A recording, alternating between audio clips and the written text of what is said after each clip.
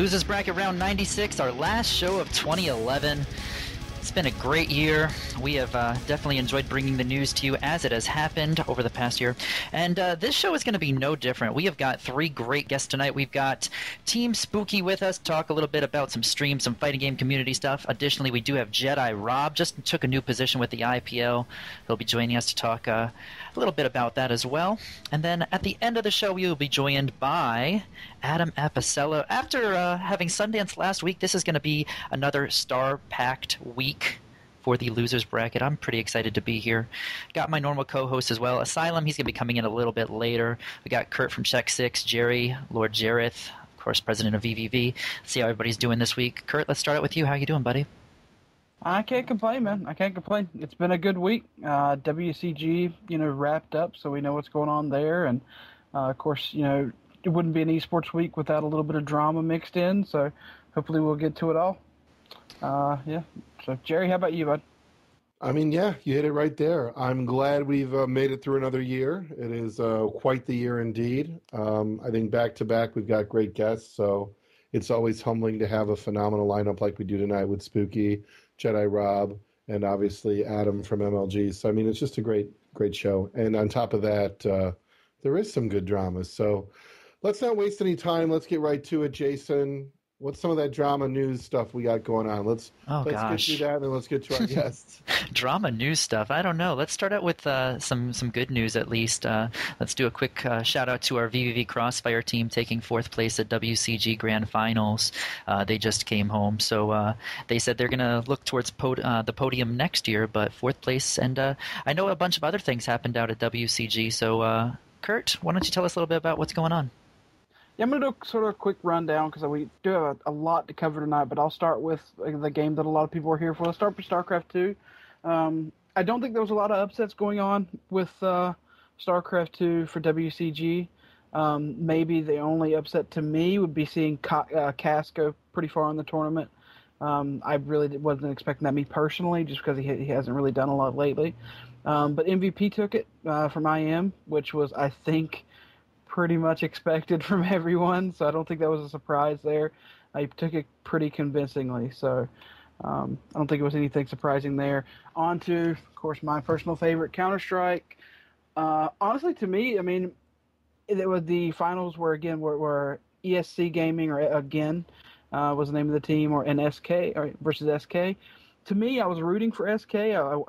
SK's had a sort of a weird year, sort of ups and downs. But actually, again, ESC was able to pull it out, and they probably are the best team in 2011. They've continually done really, really well. So, but it was an amazing match. Anybody that does not know about Counter-Strike, please go look at that match because it ended up going in overtime in the finals, and it was just really, really amazing. So, Warcraft 3, you had Sky return to the finals again for his 3rd time, something like that. I think it might be his 4th time he's been in the finals, and this would be his 3rd gold if he would have won, but he did not. Panda Lin from Korea was able to take it out from underneath him, so not much to talk about there. I'm not really, don't know too much about Warcraft, but League of Legends, the only American team to get gold at WCG was actually a League of Legends team. It was the team that was mixed up of some of the players of TSM, and it was the team that I was actually not rooting for. The only team that I was not rooting for was the one that won, but woe is me, I guess. But they did perform really well. They took out Dignitas, who were their probably biggest rivals there, and of course took out Counterlogic as well. So really big stuff out of them. Crossfire, like Jason said, VV did really well, and actually, I think China ended up taking it. Is that right, Jason? I believe you are correct, actually. Yeah, I think China took it. So That was China. yeah, there's not a lot of surprise there, considering there wasn't a Korean team there. So not really surprising there. The other thing, the last sort of game I want to cover, I do want to cover Tekken 6. For anyone that doubts Tekken 6 in the fighting game community, I know we're going to be talking about the fighting game community a lot tonight. I just love Tekken, man. I love watching it. I think it's a really dynamic game, but that final was not the best one to watch.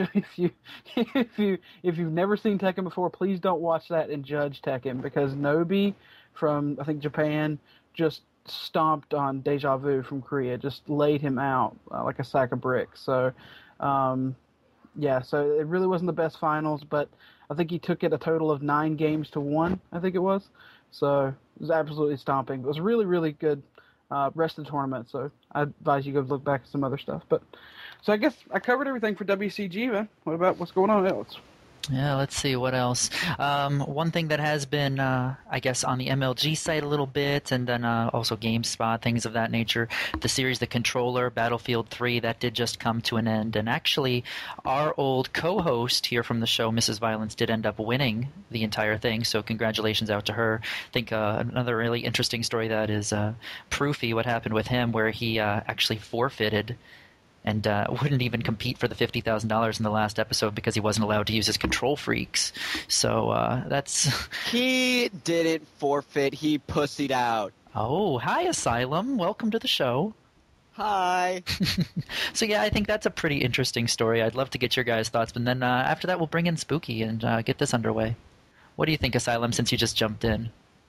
Well, I just watched the episode tonight, and what a little bitch.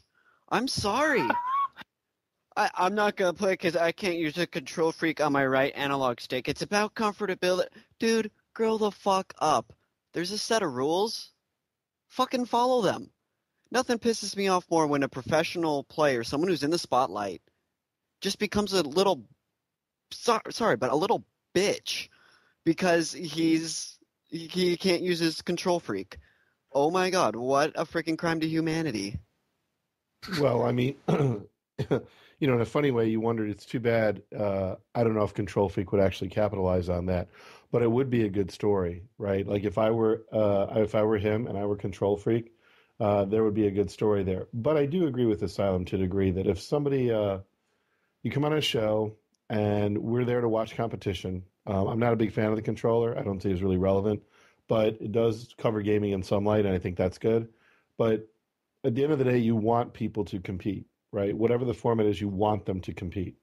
That's like the spirit of sports, which, look, I really get. I mean, so I'm a little bit older, and when I was a high school kid, I was the one who I was really, really smart, but I was also really, really athletic, and I was tall. So I hated passive-aggressive nerds, right? Now, nerds might have had a slightly different connotation in the late 80s, but I'll be honest, I had no guilt or remorse in pushing around kids, and that's the kind of people that give nerd a bad name. Fast forward 20 years later, the nerd culture itself is a lot more accepted, but we get this downside. We get this passive-aggressive kind of behavior that isn't very direct and certainly represents a lack of understanding the spirit of the sport. We could probably say the same thing. Jerry, I have a feeling you're getting into another topic there, buddy. You're absolutely right. I'm going to transition a little bit to the NaNiwa debate because, I think a lot of people are, on two sides of the coin. Kurt, since you mentioned it, why don't you tell everybody exactly what happened in a match that I guess technically doesn't matter, but now has become a point where we have something important that maybe we should talk about.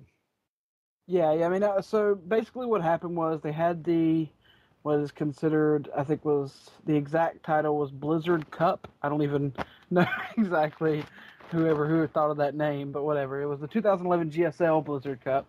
And of course the big controversy out of MLG Providence, with Nestea versus NaNiwa. They of course placed Nestea and NaNiwa in the same group for that tournament. So last night they played all their matches. NaNiwa did horrible. He went 0-3 in his group. as well as Nestea. They both did absolutely awful, considerably. NaNiwa lost in the tournament to Pult, Lenok, as well as, I think, MMA. And Nestea lost to virtually the same people. So, but anyway, they were going to play in their last match for, I guess, what was considered a consolation match, basically to see who was placed slightly higher, because, of course, in a group, you're always going to have that one match that doesn't necessarily count, because only 3 out of the 5 people are going to advance. But they, however, this being such a big game, such a big, sort of controversy, they did decide to stream it. So they got all the streams set up, and basically NaNiwa took the game, and he just rushed with 6 probes at second 10, and just rushed into the over to Nestea's base. No possible way he could have won. So basically, he just forfeited the match while on stream. So a lot of people were really up in arms about it. Me personally, I think it was a shit thing to do. To be completely honest, I mean, I love everybody at Quantic and all that, but it was a shit thing to do.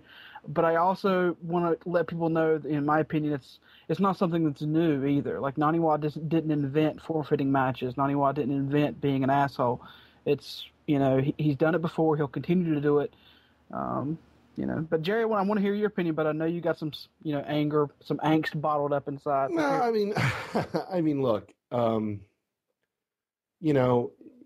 one, you get what you pay for, right? I mean, and what I mean by that in this case is, hey, people are sponsoring this kid, right? So he's a good player, and, he's a fantastic player in many ways. I'm not going to deny that, but could you sit him down and have a conversation with him? Like, how fucking hard is this? We're the adults in the room. Like, no offense to players, but God, I wish you guys actually knew professional athletes. I really do. Like, I wish you got to sit down and talk to them, because they are about on the short end of a stick called bitch, right? You will perform, you will tap dance, you will do as you're asked, and you will fucking perform. Now, mind you, we pay you for it, but you're kind of in the same place here, right? Like, you don't even count. You're like nerd sports. You're like the shit that's struggling to go mainstream, right? So somebody needs to pull NaNiwa aside and go, look, I get it, right? I get it. Ha ha ha, I get it, right? We all get it. The match didn't count. You're a passive-aggressive little nerd, right? Another person who I'd cause great bodily harm to if, this had been a few years ago. But he's got sponsors. Mark at Quantic Gaming, other people who have sponsored him, sit down and talk to the kid, right? The answer isn't Idris' tweet, which was, oh, don't make us play matches that don't count. Fuck off, really. Like, go fuck yourself. You will fucking dance, Spider, when you're asked to dance, right? This is a fragile fucking space. And the last person I want to hear from is a player. Go fucking do your job and fucking play. Let the rest of us try to build the infrastructure and the hard shit that you don't have the talent nor the energy for, right? It's a fucking business. You can play StarCraft, other people can't. But you have to do your part of it, which is play StarCraft. And this whole thing lives in a bubble. That bubble is an illusion, right? The illusion of you have a special talent. The illusion of great competition. And if you've got a half-wit of sense about you, then you'll say, wait a minute, I have a responsibility. And that responsibility is to play my best when I'm playing.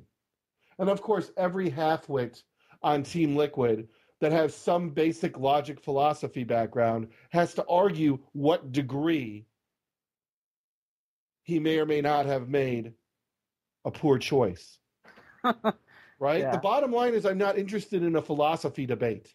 That's not what this is about. The bottom line is this isn't about a logical argument. It's about, in order for sports, especially eSports, which, by the way, doesn't exist yet, right? It's not really there yet. We're just kind of, this is round 2. Maybe we'll get it right this time. But anybody, like, I don't care even what the public debate is, but somebody behind the scenes said, say, look, bitch, when you're fucking asked to dance, fucking dance. And then shut your mouth. Nobody wants to hear from you. Right? Applaud, take the sponsorship, take the money, whatever you fucking get, smile a lot, plan for fucking college, do something noteworthy, but do not think what you did was a good idea. And anybody who defends it, or like the writer from ESPN on Team Liquid, oh, I'm a contributing writer. Yeah, just like fucking Jason Lake is an associate attorney. That may mean something with a bunch of gamers, but in the real world, you're not very important. So don't compare NaNiwa to fucking teams not doing well and putting in their beeline because they want to get a first-round draft pick. That's not even on the same level. So yeah, it's a little bit frustrating. It's a little bit of that, you know what? Oh, look, I think I've got a clue, and I'm going to apply it to esports. Legitimacy first, grand amounts of money, infrastructure that's self-supporting, then maybe you can make that argument. Until then, fucking play. And of course, I mean this in a kind and loving way. Yeah, Oh my God. I would completely agree, Jerry. For the most part, my big thing is not necessarily what NaNiwa did. And I want to make that clear to everyone. It's not necessarily that NaNiwa is the first one to do this, that he should be, removed from the GSL for it or anything like that. What I'm saying is that, number one, why wasn't this, called out before? And my thing is if the community is going to continue, and they are, there's plenty of the community that is continuing to support people like this, then they're going to continue to pop up. That's all there is to it. It brought something up that you said a few weeks back when we were talking about Boxer. Demand more out of your players. Absolutely. Demand more out of your pro players, and Absolutely. we will receive it. Mark's not going to talk to NaNiwa about this, and he doesn't have to. Maybe he will. Maybe he doesn't will. But the thing is, he doesn't have to. As a person looking out for his organization and his player, he doesn't have to, because the community doesn't care. The vast majority of the community is still defending him. And to me, people need to realize that, as long as they keep defending players like this, they're going to continue to pop up. You're going to continue to see Idra, you're going to continue to see NaNiwa, and it's just only going to get worse. And we'll never see players like Koreans who are truly respectful of the game. They're playing. So. It's the same thing like, there's a really good reason why Michael Vick had to be treated the way he was. Regardless of whether or not you feel one way or the other about dogs fighting, right? There are good reasons, and this is a fragile space. So, I'm sure there are those who are going to defend him, but you know what? It's just like sometimes, as much as you think logically it causes no harm, that kind of behavior being accepted, it's a slippery slope. It leads to other things. And I'm just not a fan of it. So I don't want to spend too much time on it because honestly, in some small way, I feel like he's not worth it. I really don't. The only thing he provides is this lightning rod debate, and more so that I'll climb up on my soapbox and say, hey, look, it's not in the spirit of sports. It's important to get the spirit of sports. Not say, thank you, tournament organizer, but fuck you, this match doesn't count. Fuck the fans, I'm going to do what I want and go. Sorry, I'm not buying it. I don't think it's a good idea. And if you have to clutch onto that or hold on to that, as if some way that's your power, the right to go 6 probes in and then be like, I'm done. If that's really the kind of competitive gaming that these people want, if that's really what you want, I think you're going to find it even more difficult to break it mainstream and start to get bigger brands involved in competitive gaming if that behavior becomes standard. And secondly, as respectful of the Koreans may be, some of those behaviors that they had resulted in a pretty horrible betting scandal. People throwing matches for money. And I think it's real important that you watch that slippery slope and you crush that behavior as soon as possible. Because I'm not sure North American esports is going to be as flexible if we have a horrible scandal. And I see no reason until this gets established to not play it safe. All right, I promised we wouldn't talk a lot. Jason, let's go to our guests. Yeah, most definitely. Although I do want to throw in one thing at least before we do this about the NaNiwa Nestea thing. I really like how Quantic Gaming put out on their Twitter, hey, we have the grudge match of the century between Nani and Nestea. Let's see, it's a fight for pride, who's going to win? And then as soon as the A move of the probes happened, they tweeted, perhaps we were a bit premature when we said grudge match of the century. So I think that actually was pretty good handling of that on their part. So pretty good stuff. But hey, let's get into our first guest. We've got Team Spooky with us here tonight. So Hey, these guys here on the stream have been rambling for you, man. So let's get you in here and get them appeased, shall we? What's going on, man? Tell us a little bit about how are you? Doing good, man. That's their popularity. I know, right? Wow, we got people. XC represent. Yeah, he was on Fuck Slasher earlier today too, man. This guy stays busy. Mm-hmm. Yeah, man. So for those that may be listening to the stream and don't know who you are, let's get a little bit about you, man. Who is the man? Who is Spooky? Well, my name is Victor, also known as Spooky, and I run Team Spooky, which is a fighting game group that is dedicated primarily to live streaming of fighting game related content, whether it's large tournaments and events, exhibition content, weekly events, all that good stuff. So we're fortunate to be very popular in the fighting game scene right now because in 2011 we covered a lot of the big events. So pretty much a small primer on us.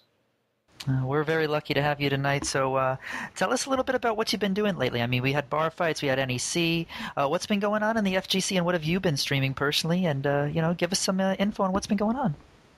All right. Well, the big thing right now is that in 2011, especially near the end of the year, we've had some new stuff coming out. One is we just had today the release of Super Street Fighter 4 version 2012, which is supposedly and hopefully going to be the great big fix that's going to fix all the problems that happened with the regular version of Arcade Edition.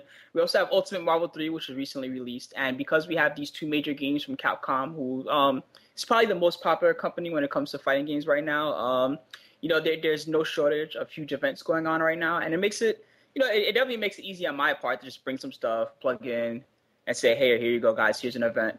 But I guess the fighting game scene has kind of been fortunate in that we've been blessed recently with really good games, not just those two, but also King of Fighters 13, which was released recently, Mortal Kombat 9, which was pretty successful this year so far, and I heard they're already working on Mortal Kombat 10, all that good stuff. So I think although we did have a dark age very recently where there weren't very many new games, now we're in a good position where there's a lot of stuff to play and a lot of events always going on. Well, before I hop in, I was going to bring you in, Kurt, because did you listen to Fuck Slash today, Kurt? Because I didn't. I actually couldn't. I just got home right before the podcast. So yeah, I was at work. I'm always at work when he's on. So, Spooky, what did you talk about today, so we don't repeat the same business there? Well, the main topics were bar fights and just talking about, hey, the event was cool, so on and so forth, and also a little bit of discussion on the whole fighting game community versus eSports debate, which is I'm not sure if for you guys is a big thing, but I guess it's a big thing in the fighting game scene and among some StarCraft guys as well. A big topic, hey, eSports, blah, blah, blah, should the fighting game scene be involved and conform more, so on and so forth. Yeah, I can assure you, despite Fuck Slasher covering that, we will cover that immensely tonight. Yeah, we're going to talk about that. I hope to, by the time we're done, that everybody in the fighting game community absolutely hates me. That's my goal tonight. Okay. Well, I want to be that popular. Pretty sure that's what's already happening. That is actually almost always my goal, though. So really, you can't feel special. So before we get to me creating a lot of hate and discontent, though, I want to sort of go back to a little bit of what you do, because you are a staple in the fighting game community. You're always streaming, you're doing things. Talk a little bit about how you got started and a little bit about your future, too. I want to know now. I want to kind of know where it all began, but also where you see yourself in the fighting game community in 2012. Well, what we do is essentially just the evolution of what people, always have done in the past. Before fighting game streams, there were people who just, copy videos and put them on YouTube. Before that, the big tournaments would make DVDs and sell them, that sort of thing. I just happened to be in a good opportunity because California was already a little bit big with this stuff. You had Level Up Series, who was already streaming. I Play Winner, a group that I'm very fortunate to be affiliated with, who was streaming. And a few other guys. So already the fighting game scene, I guess, was kind of, on that advent where people were always tuning in. But I felt that the East Coast, and especially my neighborhood, New York, CT, Jersey, needed a little bit more representation. So that was what really made me feel like, well, hey, can I do a little bit more with this? Or, is this an opportunity where I can take this and keep it going to everybody else? So that's pretty much the position we've been in, what we've been working on. And I think that the result has been okay so far. Not perfect. There's been some problems and some, miscommunications, but pretty good effort. And we're hoping that in 2012 that, we can keep it going and also encourage more of the players to stream as well, so that, it kind of gets like more of a well-rounded, becomes more of a well-rounded show, so to speak. You don't just see the big major events, but also, guys streaming at home and practicing or exhibition events, guys training up, whatever else. Gotcha. And for you, as we talk a little bit, I want to get more into the future too about the fighting game community, and this is going to tie into how this debate sort of has come up, because obviously in the competitive gaming world as a whole, leagues and other things have wanted to include fighting games, and obviously people have fit on both sides. What do you see for 2012? If you were to say this is what I'd like to see for the fighting game community, what are 2 or 3 things that you think would be really great to have happen? The main thing that I would like to see, and I guess this is kind of off topic, but then maybe not so much, is I like to see better net play in the major games. We do know that there's ability to program good net play. I mean, obviously PC games all the time play on net play and it works great. But and I mean, hopefully, no one's offended by me saying this when it comes to the big companies. But right now, net play on all the major fighting games is on blast. The Mortal Kombat net play sucks. The King of Fighters net play sucks. The Street Fighter 4 net play sucks. Shout out to Fish Sticks in the chat. Third Strike Online Edition net play is actually pretty good, but most of the other major games, it's just not good enough. And that makes it rough, because although fighting games are based on that more personal level where, it's more about guys going to the arcade or going to, the events and playing each other, net play is a great way to train up, and it's a great way to also learn matchups that you don't have the ability to learn. If there's no guy who plays this one character nearby to you, then, being able to play on net play and play against them is great. And I think that's something that should be very, very high priority in 2012. Obviously, I think that is a very fair thing to say. I don't think any developer should be offended. Almost any multiplayer game right now can be played on the internet. Some have problems, but you're right. The fighting game genre as a whole, minus very few exceptions, is just not at all friendly to actually having a solid competitive match. Lag and other issues make that nearly impossible, to be fair. And I think that's true. That would be good. Now let's talk about the league stuff, the great debate, so to speak.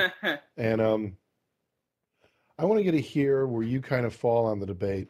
And do you feel some of the past couple articles, I know there was what Tom wrote, and then obviously what came out, was that just today or yesterday?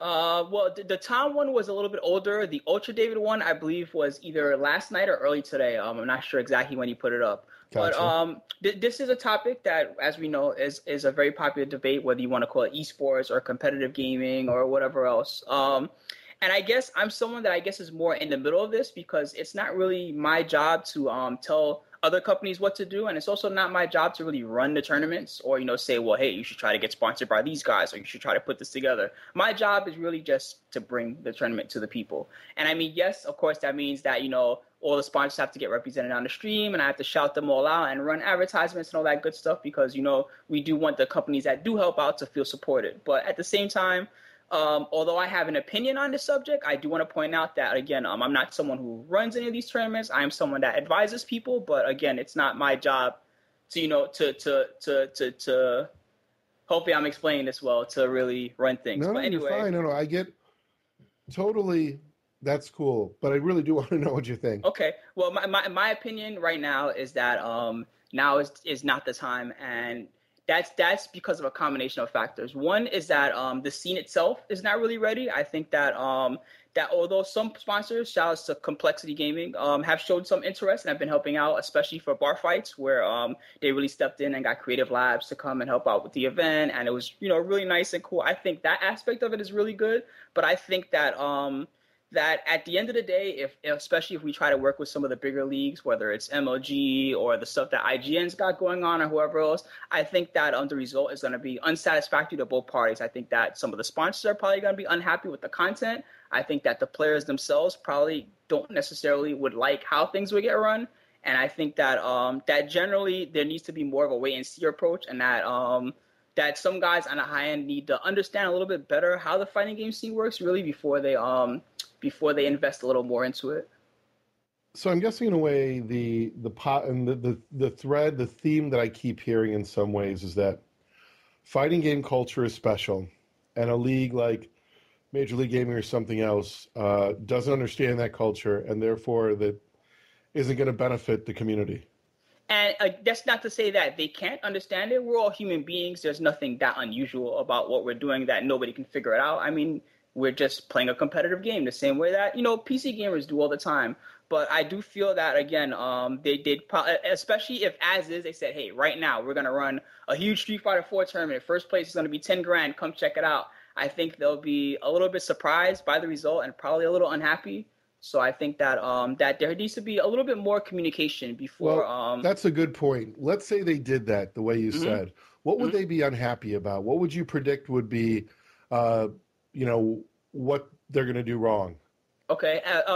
And again, keep in mind, this is based on opinion and not necessarily all fact. So keep that in mind. One of the things I noticed recently was that Ultra David was recently at a big StarCraft event along with, I believe it was Potato Head and a couple other guys. And one of the things they mentioned is that they were getting really loud and excited during the matches. And people in the background were like, hey, what are you guys doing? Shut up. You're so loud. What's going on?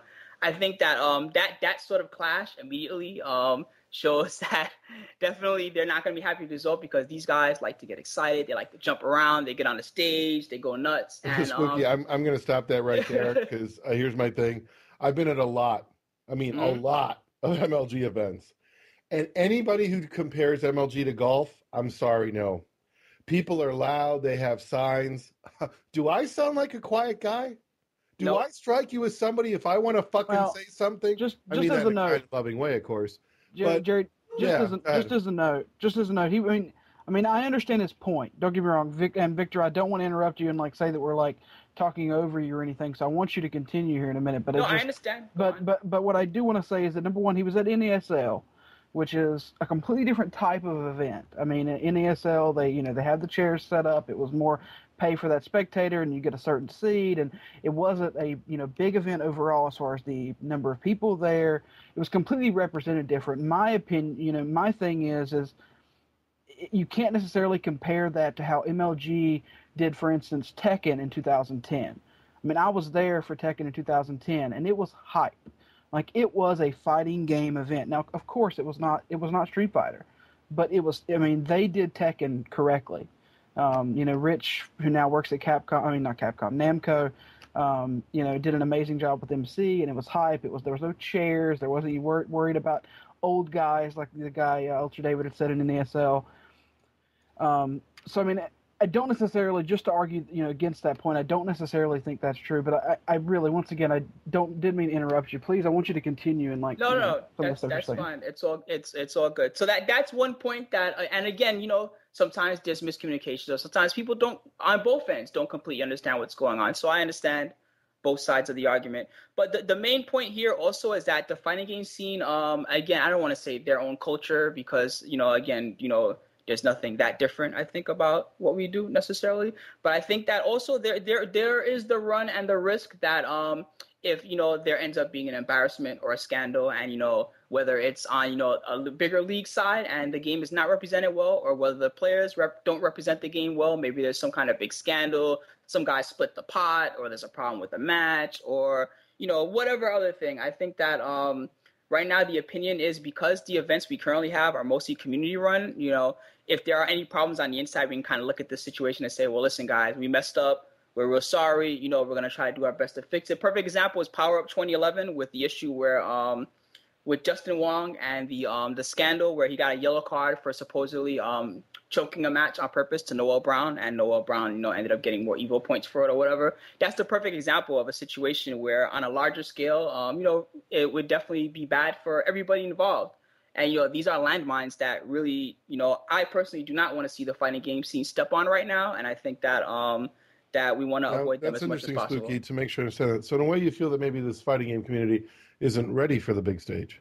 I think it's both ends. I think the big stage maybe would be very, very surprised and possibly not completely happy when they see what exactly the game is really like and what it is. And again, I'm not assuming that you guys don't know. Also, from our standpoint, most of these tournaments, although we do have some here or there that have, pot bonuses or a big prize at the end, a lot of them are just smaller events where first place, hey, maybe you win $500 and you traveled out and you spent $600 for the ticket and the hotel room, so you didn't even pull a profit.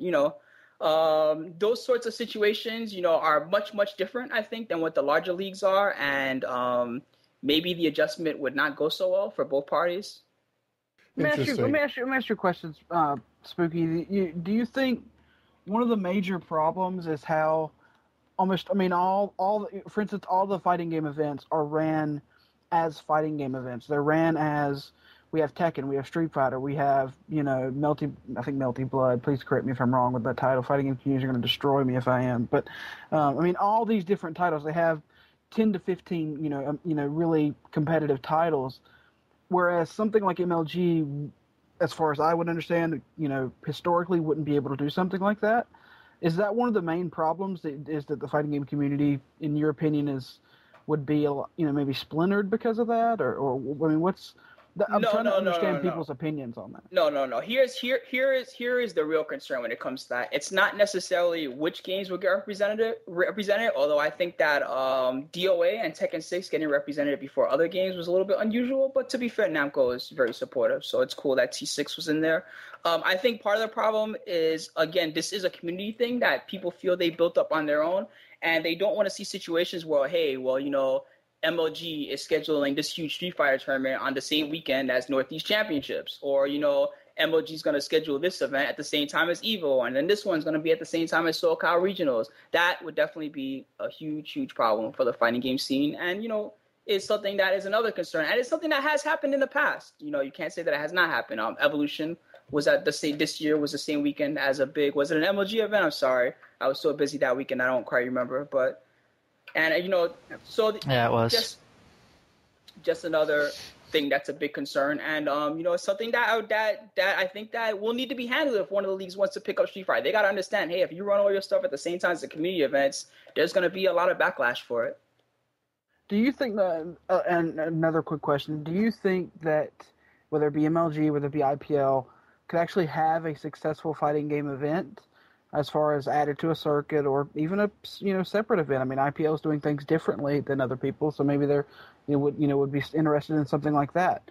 Do you think that it could possibly be successful in any form without? Well, I'm sorry, without Street Fighter.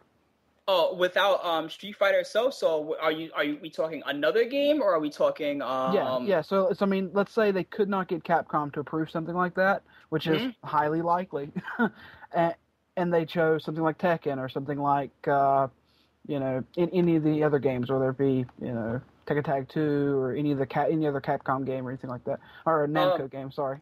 All right, I'll be 100% real with you, and I'm sure you guys know this by me saying this. Street Fighter 4 is the biggest game. Period. It's the biggest game. So, obviously, if they want it to blow up and they want, it to be the biggest thing and they want fighting games to be completely represented, then Street Fighter 4 is the game that has to be represented. So you have to understand people like Adam, Sundance, and David Ting from IPLs, and Robb here, as a matter of fact, frustration in hearing that, in the fact that you're saying, more than likely it's going to be incredibly hard for them to make a successful fighting game event without Street Fighter. And then you have Tom saying, Capcom won't do it without community support, and the community's not supporting it. So, you're saying that basically, in the sense that MLG and IPL could never create a successful fighting game event because they can never get Capcom without community support, and they'll never get community support without Capcom.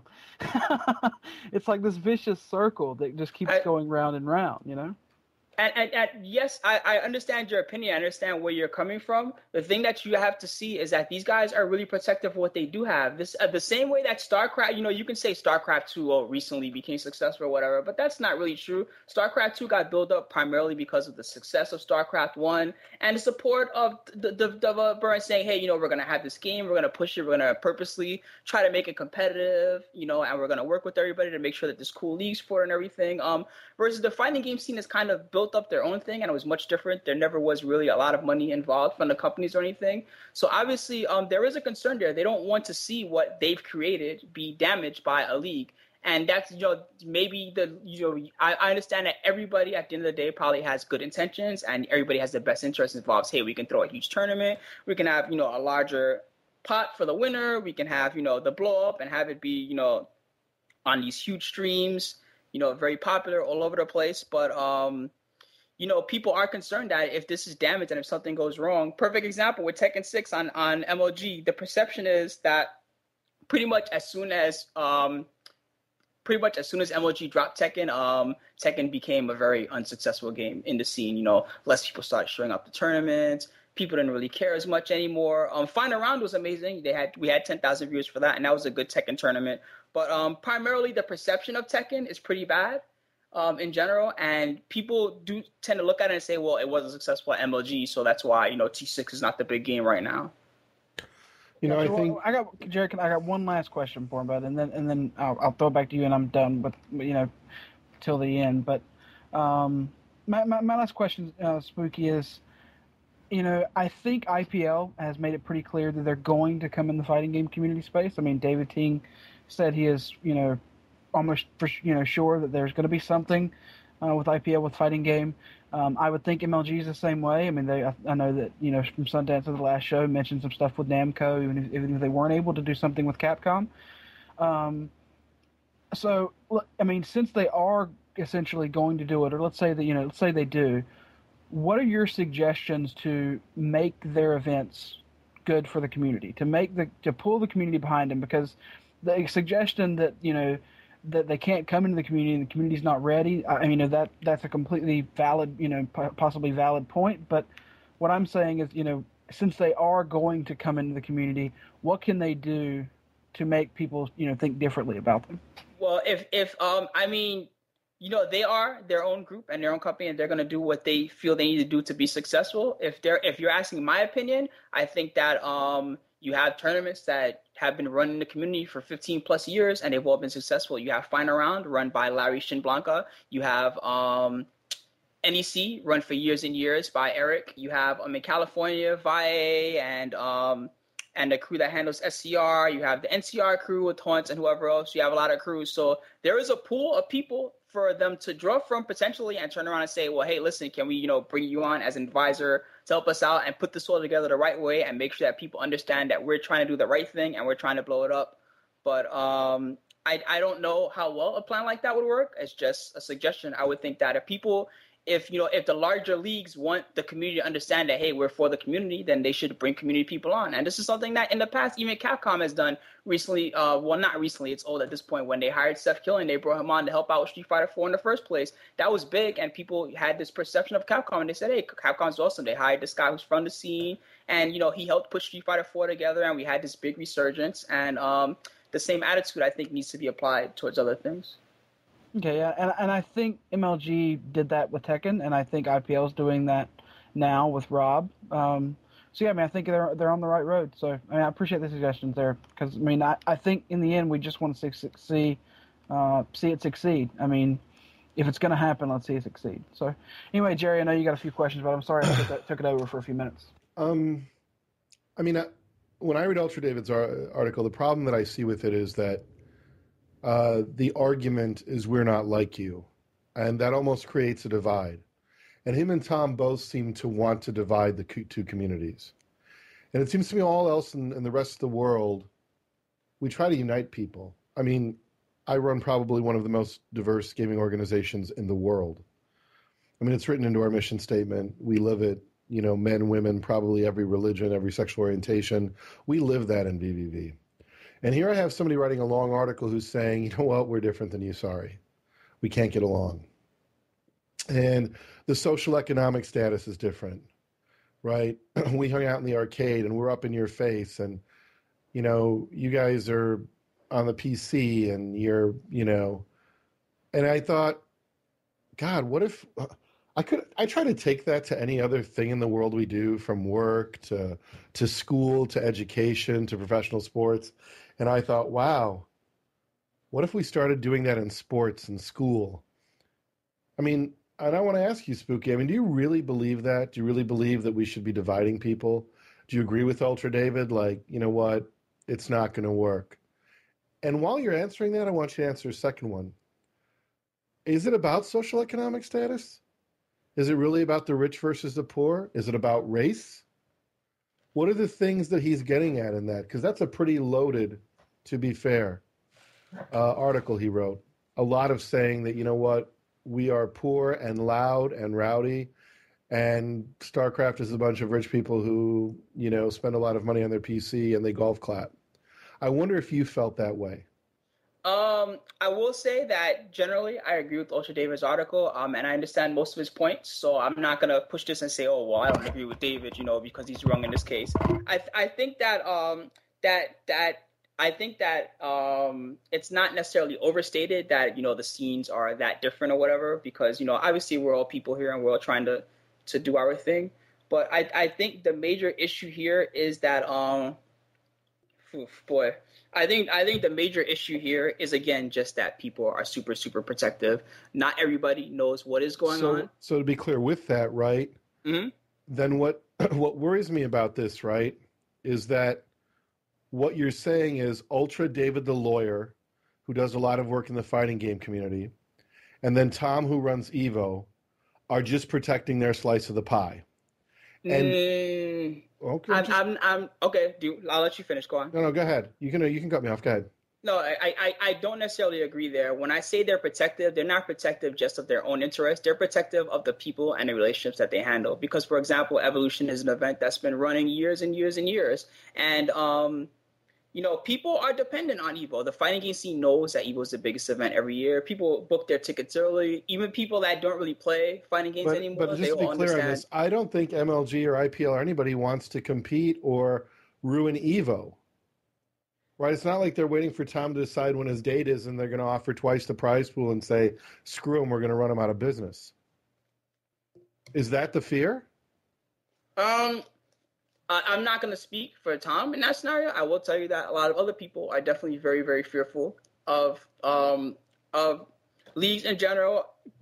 These guys are very untrustworthy. Even I'm very untrustworthy. There's events where I've looked at this event and I've said, I don't really like how the brackets are being handled.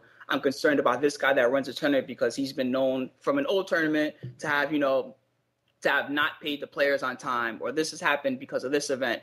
And, people in the fighting game scene, again, because of the underground sort of mentality to it, they don't want to see anything like that happen. They don't want to see any shady stuff. They don't want to see any, hey, this guy didn't get paid. They don't want to see any, okay, but hold on. I love all that generic stuff, right? It's like it's like the parent who says, if you go outside, you're going to get mugged, you're going to get knifed. Don't ride public transportation. The drunk dude's going to piss on you and then light his piss on fire. I get it, right? But honestly, what's going to happen? MLG has had a flawless pay record. I expect the same from IPL. What, they're going to bring on fighting and all of a sudden not pay the fighters? That doesn't make sense to me either. I think we should talk about Major League Gaming and IPL and say, what are we afraid of? Or what is the fighting game community afraid of? Because honestly, Spooky, I don't understand yet. I don't get what the fighting game community is worried about. I can get what Tom's worried about. I can get what David's worried about. Well, but the whole fighting community, I don't get what they're worried about. Let me ask you a question. Have you ever been to SCR? Have you ever been to NCR? Have you ever been to Texas Showdown, NEC, any of the big community fighting game events? No, I haven't. I think you should check one out, and then you'll understand much more. So you're saying, I have. Oh, no, that's a good. No. If I go to an event, right, then I will understand why an MLG or IPL event is not going to work. The same way that you say people will understand MLG better if they put more interest into it. I didn't say that. Well, I will say that the same way you want the fighting game scene, or at least that's the impression you give me, that you want the fighting game scene to understand what MLG does a little bit better and come into the scene. No. I'm trying to understand why you don't want to go to MLG. That's what I want to understand. Or IPL. Why don't you want to go there? That's all I'm trying to understand. I think that, again, the primary reason, and I know this is us backtracking and saying the same stuff over and over, is people are protective of their brand, of their scene, of what they have done, and they want to make sure that anybody that's coming in and trying to do something similar is someone that they can trust, that is on the up and up. And the only way that people are going to be more trustworthy is if they're familiar and they understand and they see you at events and they say, hey, this is the guy that runs this and they're putting this event together, you should check it out. So until everybody has a good understanding of what's going on, it's not going to work. You can't just say, hey, we're the guys that do this one thing, but now we also want to get involved in fighting games, and assume that immediately people are going to jump on it. Of course, it's not always that easy. Some people are very protective. Yeah, I think what's going to have to happen is IPL, MLG is just going to have to do it, and it's going to have to be sink or swim, to be completely honest. Because I understand where you're coming from, speaking. I understand where the fighting game community is coming from in some things. Specifically, the fact that a lot of tournaments use multiple games. That's really the only thing I feel is a valid point in the fighting game community. To me, I attended Final Round 2010. Absolutely amazing tournament. Crazy hype. The Georgia guys do it like no others. But and I can respect the fact that there's so many games there that are smaller in the community but still have an amazing presence there. So I understand how that might be detrimental when it's brought into something like MLG or IPL, where they can't do realistically 10 games worth of fighting games per event. So I understand that particular point, but I think what's going to have to happen is MLG and IPL are just going to have to prove that they can do it right. I mean, we can sit here and defend them all night long in the sense of I think IPL, for instance, is going to do some things right. I think they're going to do this. I hope they'll do the same thing they do with things like StarCraft in the sense that they have regional qualifiers and they'll use SoCal Regionals or NCR or, not NCR, NEC or Final Round or whatever as sort of regional qualifiers for IPL. I hope they do things like that. Now, I would like to see even MLG do things like that, although that would be a little bit, something I don't think I've seen before from them. But Kurt, I gotta say to you, Kurt, I mean, you're a lot more diplomatic than me, and I think that's true. I mean, to me, well, maybe it's because I've been to one of those events. Maybe the magic fairy dust, it traveled over me. Well, not a chance, because I'm sitting here like a bull in a pen, going, this always makes my head kind of turn. I mean, look, I know David really well. As a disclaimer, David I'm a client of David's. He's done work for VV Gaming, which he's been paid for. I respect David. I like him at a professional level, but I'll be honest, right? I mean, I get the feeling that a lot of people in the fighting game community who are in a position of leadership are taking advantage of it. I really do. I'm going to be honest with you, Spooky, and anybody listening. I think it's a kind of it's about politics. All right, hold on. Now I've got to stop you right there. Are you calling out someone in particular and saying that they're taking advantage of the scene, or are you talking in general? Well, I mean, I think that what Tom wrote and what David wrote, right, which are, hey, I don't think this is going to work. The cultures don't fit. They're in a position of leadership and responsibility. So, yes, I am calling them both out in particular for what they wrote, because what they wrote is not true, right? It is opinion and is also not based on fact. I have seen behavior in the exact opposite to what they describe. And because they are in positions of leadership, right? Look, I can go to any event and find something wrong and then write about it. And that's exactly what David did. And that's disingenuous. David went to a NASL event, picked one small part of it out, said, look, it's not going to work. And there's nobody there to counter that. Tom shirks ancient history, talks about 2005 EVO, says, hey, you know what? I'm not going to go up to Capcom and say it's okay for MLG to do this. Right? But when asked why, he doesn't.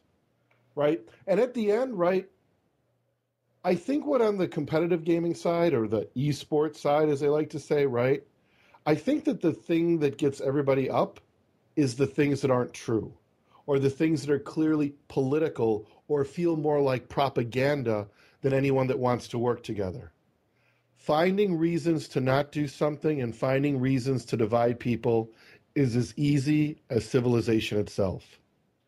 But trying to find reasons to work together and find common ground and grow so we all benefit, that's the hard part. And I do feel David and Tom, in what they wrote, took the easy way out. I think they're both smart enough to know better.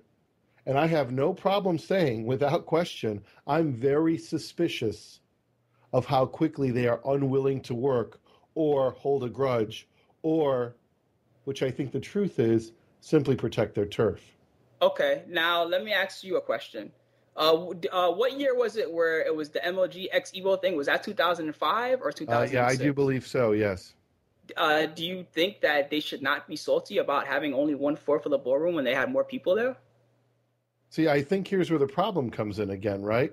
Could they have been salty? I'm going to tell you as an adult, every event I do in the world, right? I may invite McDonald's and IBM and everybody's got a little complaint about something that could be better.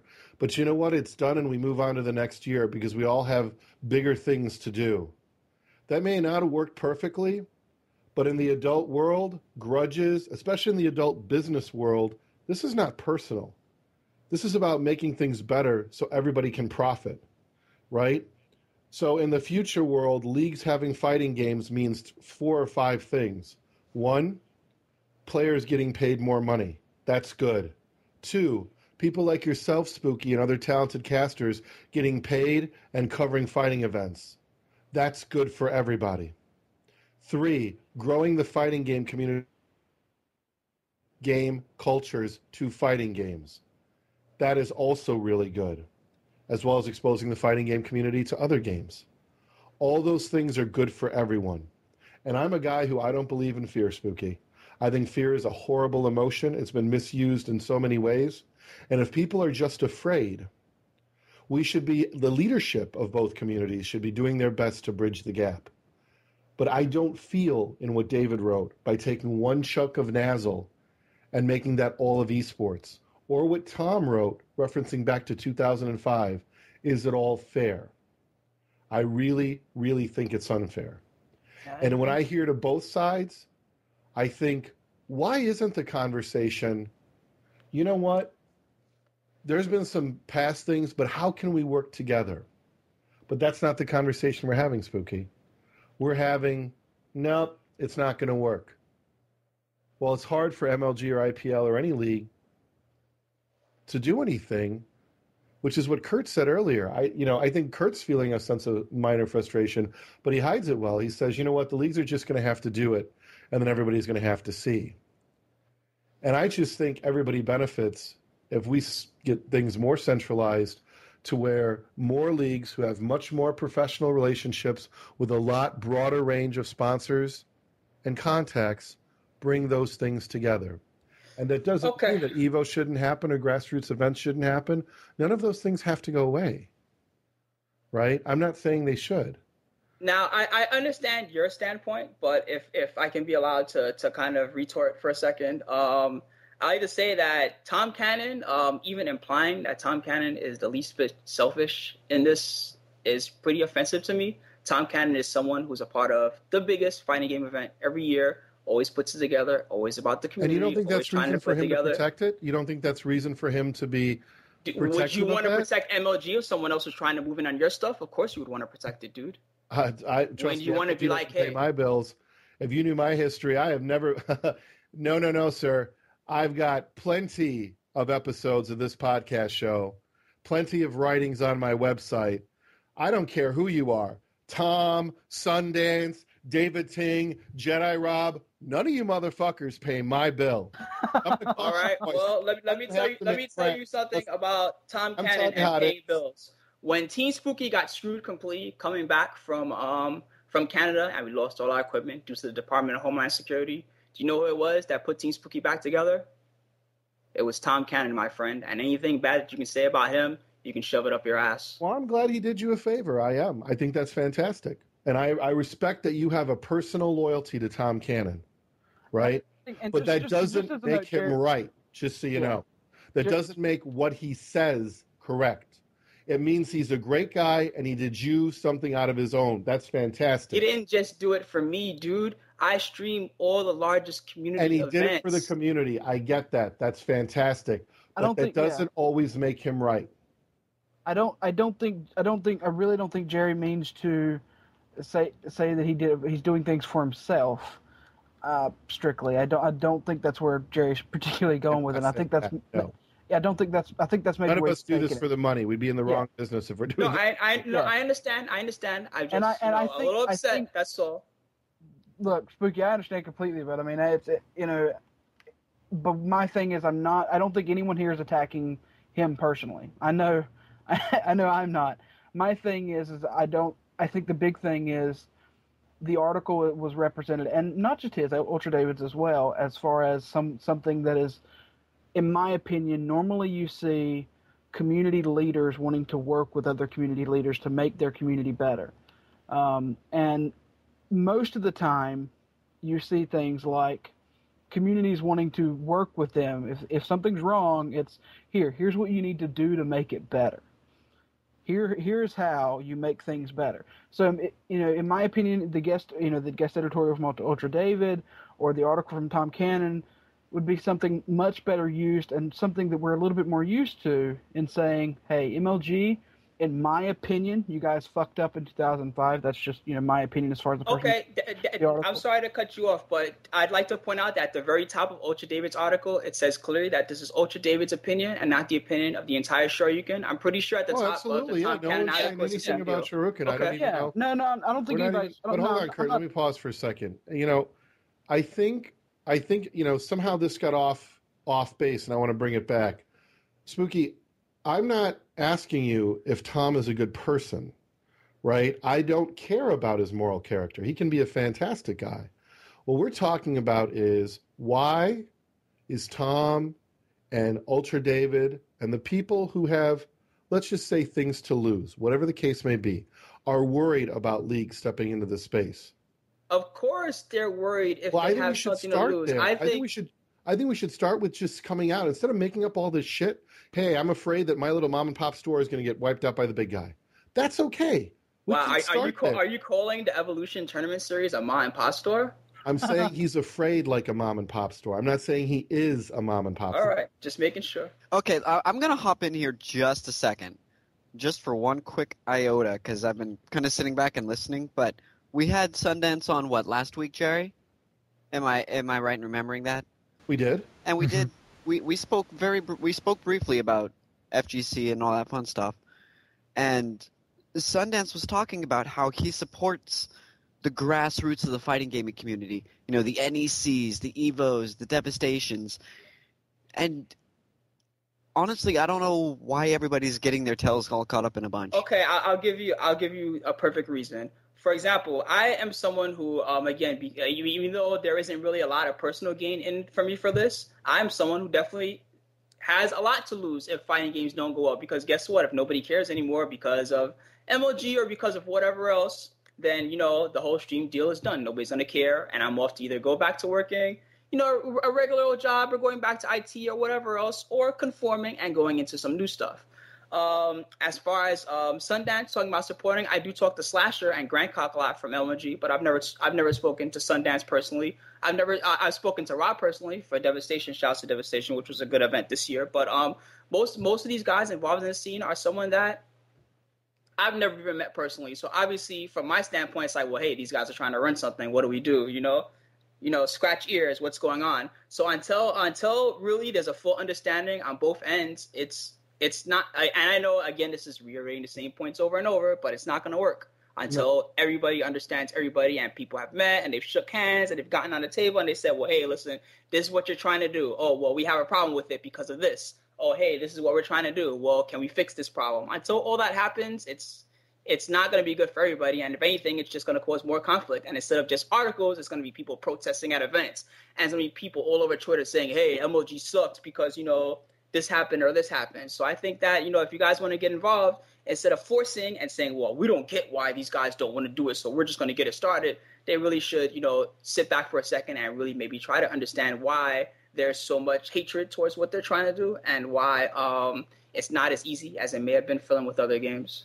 I think, Spooky, and I think we're going to have to wrap it up and move on, and I'm going to say something, and I'm going to give you the final word.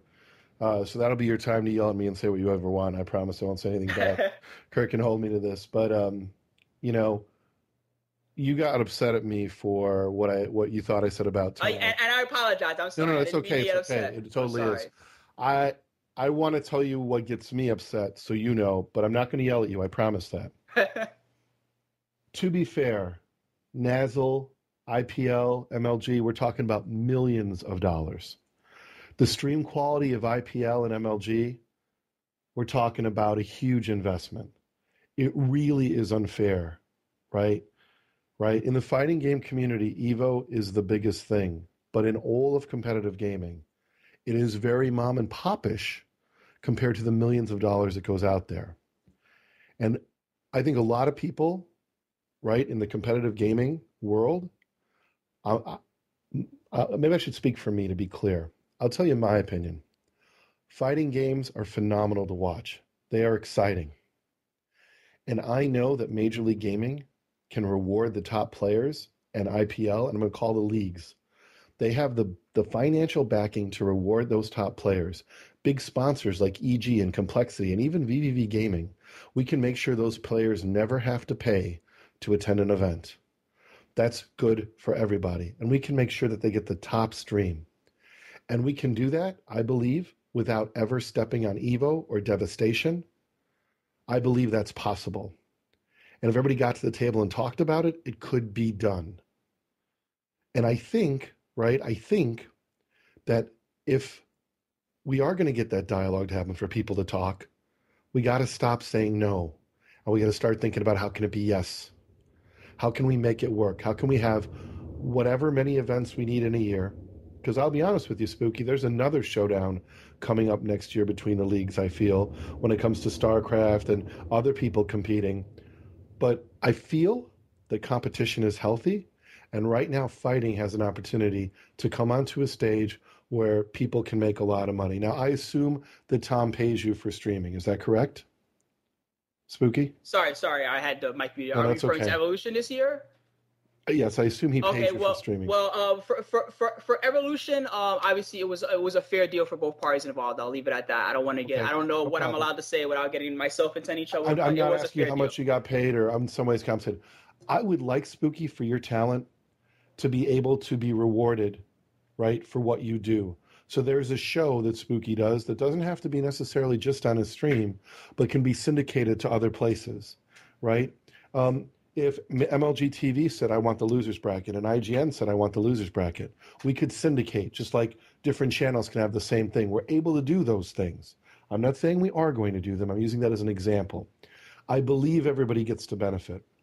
And I know that in some ways it's scary, but I really do believe we should break down the barriers of no and why it can't work.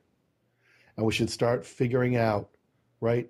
Imagine, Spooky, if David or Tom, instead of writing an article about why it can't happen, wrote an article about how it could work and what would need to happen. Does that make sense? That does make sense, but at the same time, a lot of the time, we don't see why we can't do it ourselves. That's fair, and I'll give you the final word, Spooky. That's also a concern. So I want you to use this time to give any shout-outs you have, see anything else you want to say. The final word, my friend, is yours. No, I just like to say that, again, I respect both scenes in general. I understand the PC gaming scene, not just MLG, but, all the big leagues, whether you're talking about IPL and the IGN stuff or so on and so forth, are really trying to build up and trying to make big things happen. And we definitely respect that. So we're not trying to be necessarily offensive towards the other scenes or the big leagues. We do understand and we respect what they're trying to do. I look up to the larger leagues, of course, with my own productions, lots of ideas that I borrow or steal from, whether it's Tekken Crash from Korea back in the day or anything else. But at the same time, this is something that, and hopefully it's cool for me to speak for other people, that we feel is our thing and that we're trying to put together. And so, of course, we're very, very afraid of just, hey, this is not the direction we wanted to go. This is being, whether it's censorship that's a concern or whether it's, it became about the money and not about the players or whatever else. And again, I know I'm going around the same points over and over, but that's pretty much my end of it. And I feel a lot of the people in the fighting game scene's own end of it. Well, Spooky, the one thing that I really appreciate is you coming on the show. You're always welcome to get mad at me. Like I said, I love it. Because I think when we get mad and we get heated, we get to find those points out. Because I certainly don't know Tom and I don't know David well enough to know if they're good or bad people. I can only judge them by the small articles. And I can promise you, David, as an attorney, has met my needs without any question. So I don't want to say that. But a friend of mine just reminded me of something that I want to share with you. If you ever get a chance, there's a film called Lords of Dogtown. It's really about how skateboarding went from small skateboarding pools to actually becoming sponsored players and kind of becoming an extreme sport. And I think in that highlights a lot of the challenges of going mainstream. Just something that came to my mind. But at this point, Spooky, we got to wrap it up. And I want to give you a chance to give any shout outs to sponsors, friends, people who support you, anything like that. Well, I'll just speak for one person today, and that's NYC Furby, who's in the chat, Arturo Sanchez. He's probably, I would say, the even though Team Spooky is now a few people and not just me anymore, he's probably the other half that really put this together. Whether it's, talking to tournament organizers on my behalf and saying, hey, here's this Spooky guy. He knows how to stream. He wants to help popularize your event. All that good stuff. So, big shout outs to NYC Furby, my boy Arturo. Pretty much everybody else knows what's up. I talk to these guys all the time, so you guys know. Much love. Well, I did. Jason, I'm sorry to interrupt. Oh, you're good. I know we're gonna cut out, but I just wanted to. I allowed Tom to ask the same question. I really want to get your question too. We've got Robb from the IPL coming on, who represents part of the IPL, and we got Adam coming on from MLG. Do you have any particular questions you want to ask them? Is there anything that like I said, they're going to be doing something with the fighting game community. Is there any questions you would like to ask them now, when we get back on the show, and we'll ask them for you? I'm sorry, are you asking me? Yeah, I'm sorry, yeah.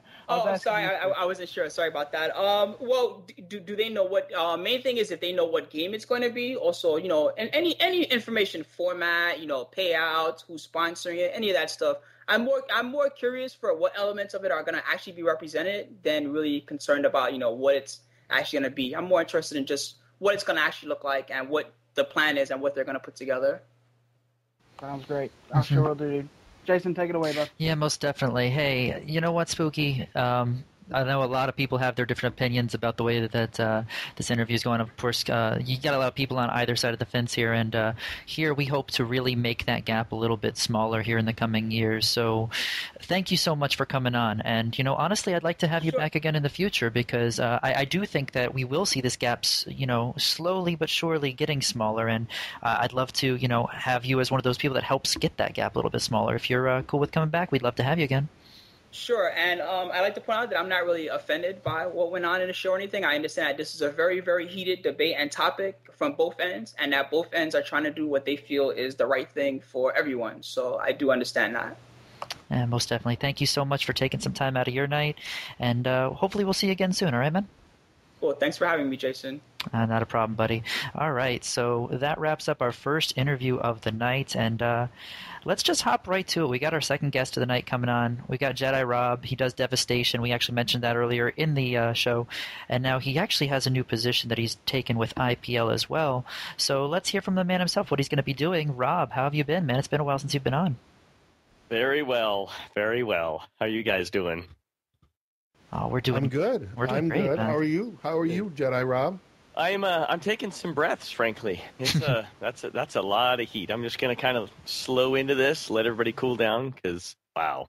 Well, what I think is fantastic is that talk about credibility. You run Devastation. You are now working for a league.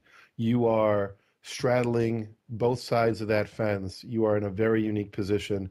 You have a lot of experience. You have respect in the fighting game community. You've done your own thing, and you, in a way, have made a step into a full-time position, which, I can never congratulate you enough because I can't think of a better person who has done so much to be here. Talk a little bit about your thoughts, I think we're calm. I think we are pretty calm. Oh, I'm just joking. Yeah, I know, but I really would love your expertise, your thoughts, because I know you understand both sides. Well, let's talk a little bit about how this all came to be and what's going on with this stuff, and just me a little bit. We'll do some me time. I hate this, but we'll talk about it because I think it's expected, because people want to know, like, what's this thing. So how this came about, Devastation. Each year we contract our dates out about a year out at the convention center. It takes us that long to negotiate that stuff. And we announce it usually, as early as we can. Like, I think last year we announced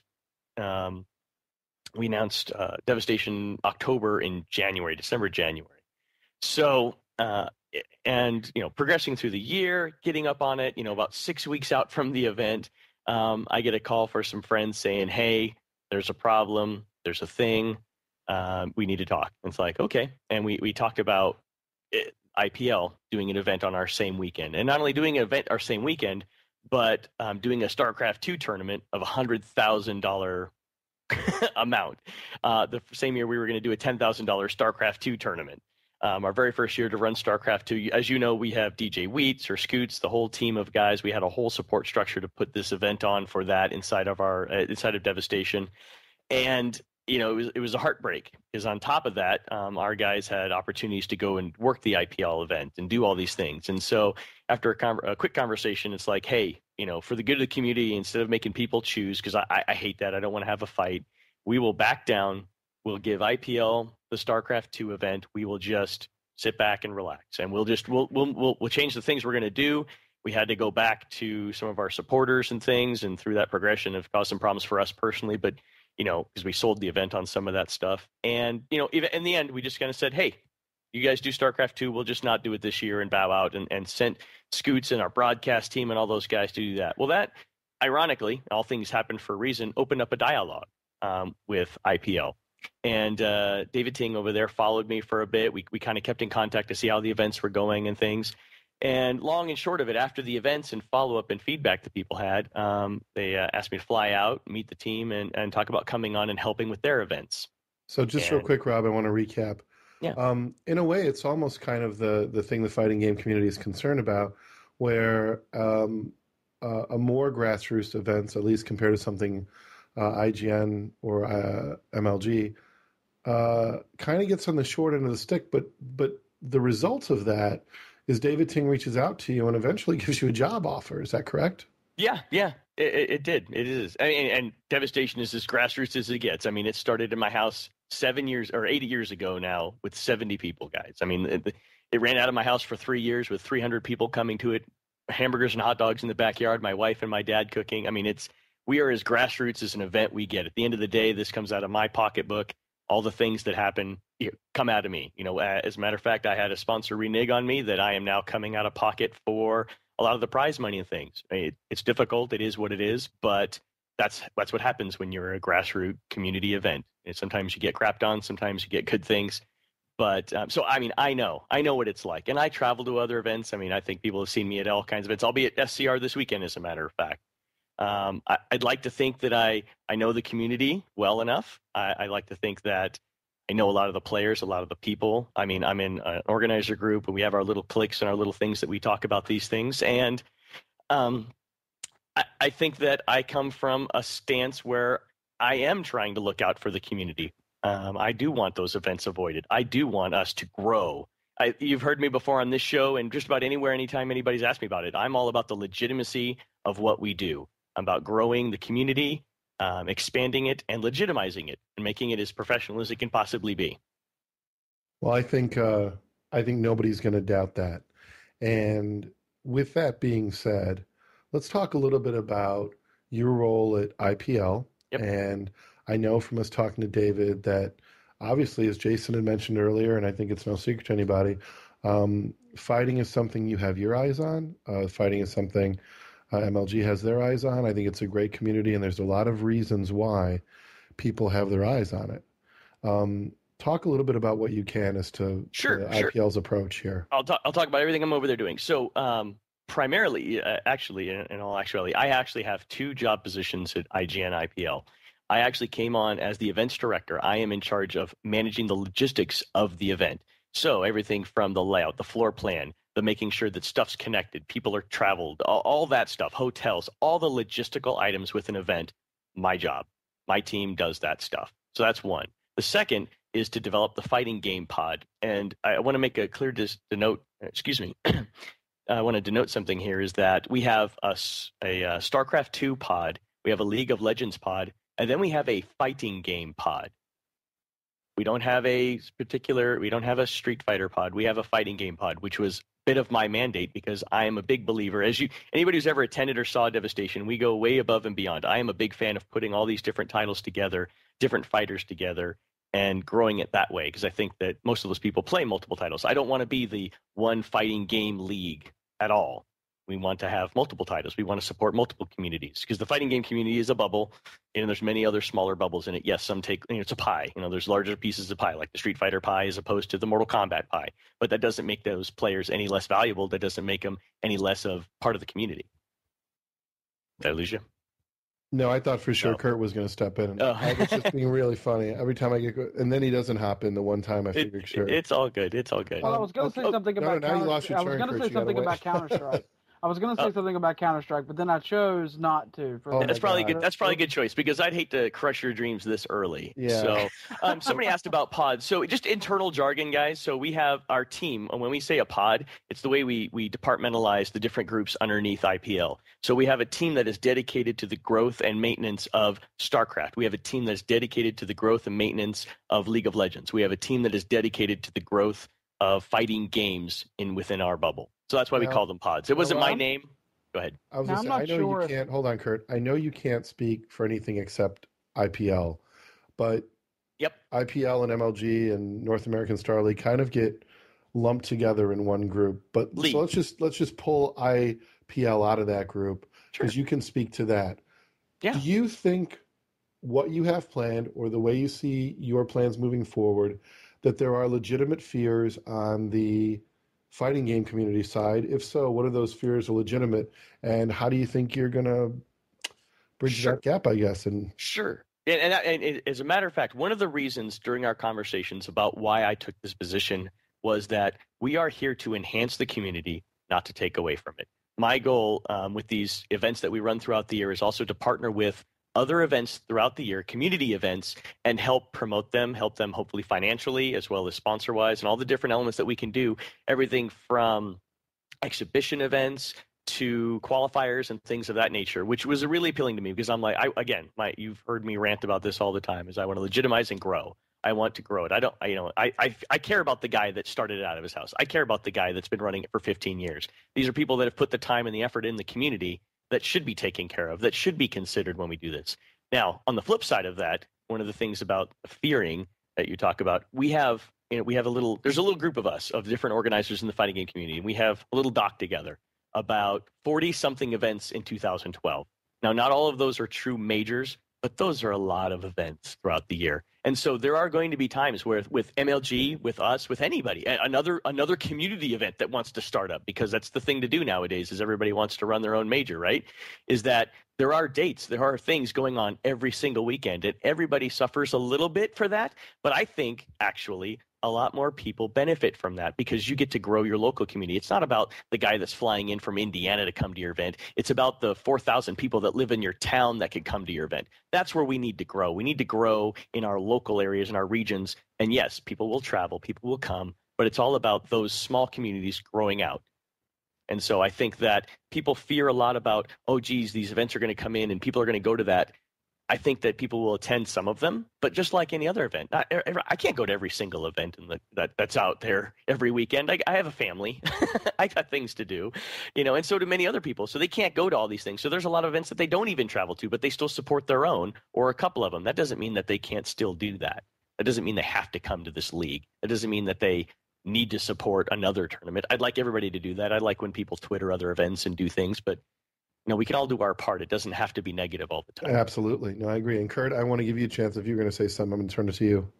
All right. So, Rob, you're from the fighting game community, man. To me, you're the perfect person to have on with this because you're, arguing, somewhat to the other side now with that, and I think you would have before as well, considering I think you have a unique perspective on the fighting game community because you ran Devastation that not only has fighting game community events, but also other events. So before you worked for IPL, I think you had an amazing insight, and I think we would have brought you on whether you were with IPL or not. So, yeah, thank you. And I am, because of that stuff, I am a little bit of a weirdo in our own community because I do put other games together. I do see the value of these various communities getting together. I think, as I've said before, gamers are gamers, and I'd rather put more of them together and let people benefit from the knowledge and the experience of others and being able to see games and maybe be interested in something that they weren't. I think that shooters can live a little bit from our hype. I think that, I go back to fighting games have the most exciting matches, the most exciting games around. They are the most competitive games on the planet. But that doesn't mean that I don't think that shooters aren't. It doesn't mean that I don't think StarCraft isn't a great game. It just means that, they each have their niche or their thing that they do, but that doesn't mean they can't complement each other. That doesn't mean we can't get along and do things. I mean, I've felt like that for years. I've always done that. That's kind of an appeal I think that IPL saw in me, that I had that vision as far as I think that we need to collaborate. Let me dovetail in real quick, Kurt, and you can hop back because what I'm thinking about is going to fit in well. Earlier, I thought that I disagree with Tom and I disagree with David, and I also disagree with their methods. And I understand that in one way, people thought I was attacking them personally. That's not my intent.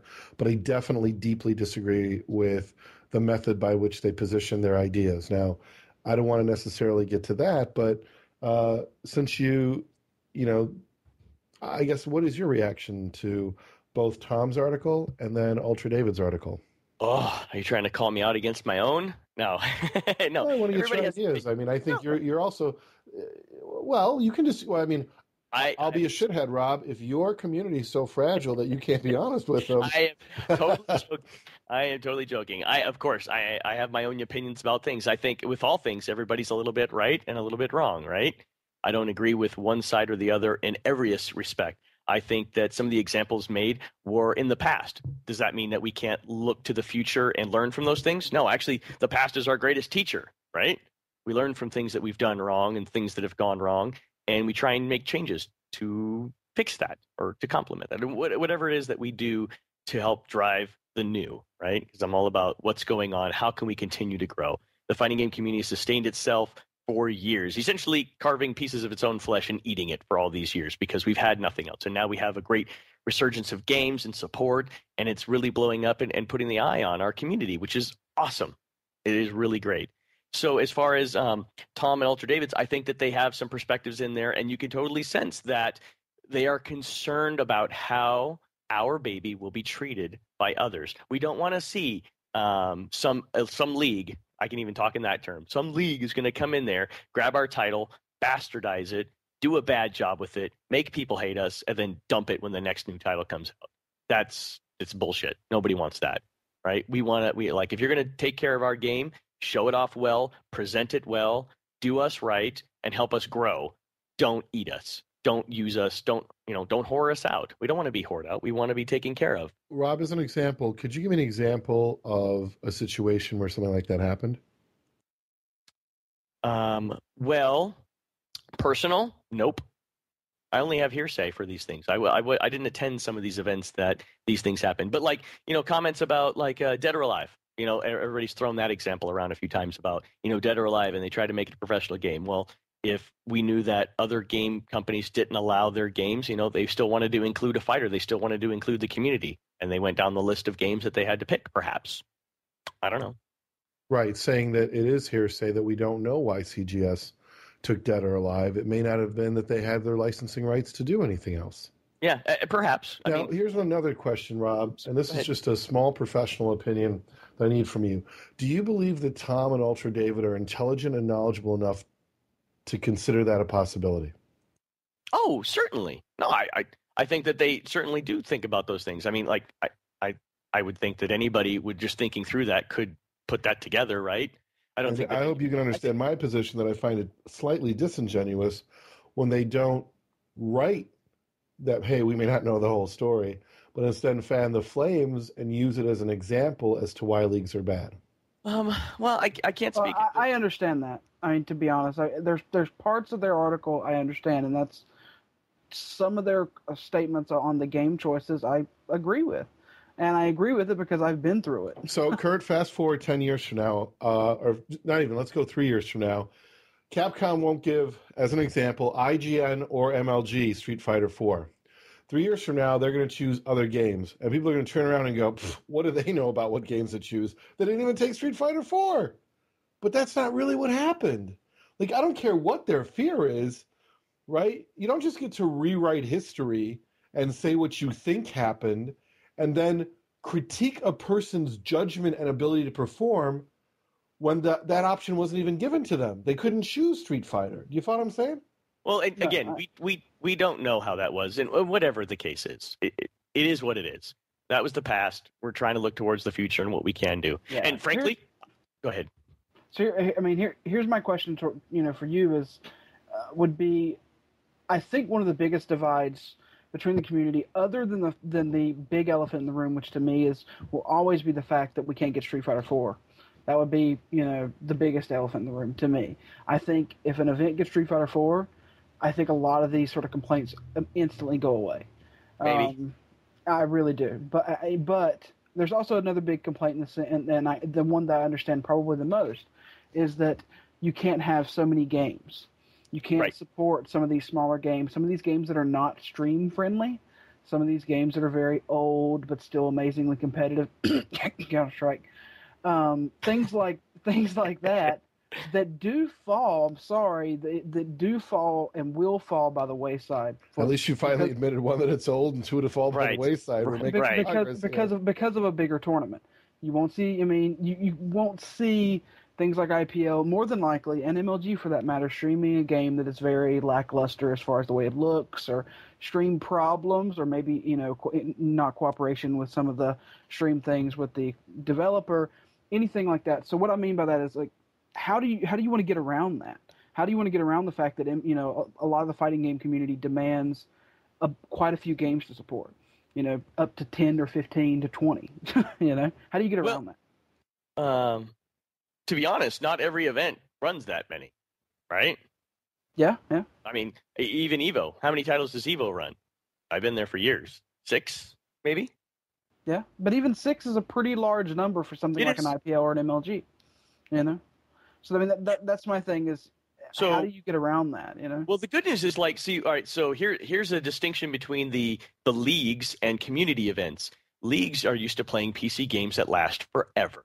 Thank you, StarCraft. Thank you, League of Legends. Thank you for having an hour and a half match. Thank you very much. Where you're talking about fighting games, an average match is 10 minutes, give or take. So we actually have a time frame for some. I know those numbers are really long. I'm not saying that they're actually long-ass matches like an hour and a half, but certainly there's no time limit on some of these games, right? So StarCraft 2 doesn't have a time limit. It runs as long as it runs. But with fighting games, we can actually manage the amount of time, and based on amount of time and resources and players, we can actually come up with a pretty good number about how long things will take once we start them, right? So we can actually manage that. A lot of it is just resources and having the people on hand to be able to be there to run those multiple events. I think that we could do a fine job. Just like, again, think about it, a community event. How do we run it? We have usually one stream that people are running, right? And that we're playing either multiple games at the same time and only streaming one, and or we go back and forth. We'll stream one for a while, we'll stream another game, and then we'll kind of stream another like that. That's kind of the common formula to that, right? We can still do that. We don't have to not do that. We're going to have, like IPL, we're going to have our own stage. We're going to have our own stream. We're not sharing with StarCraft. We're not sharing with anybody else.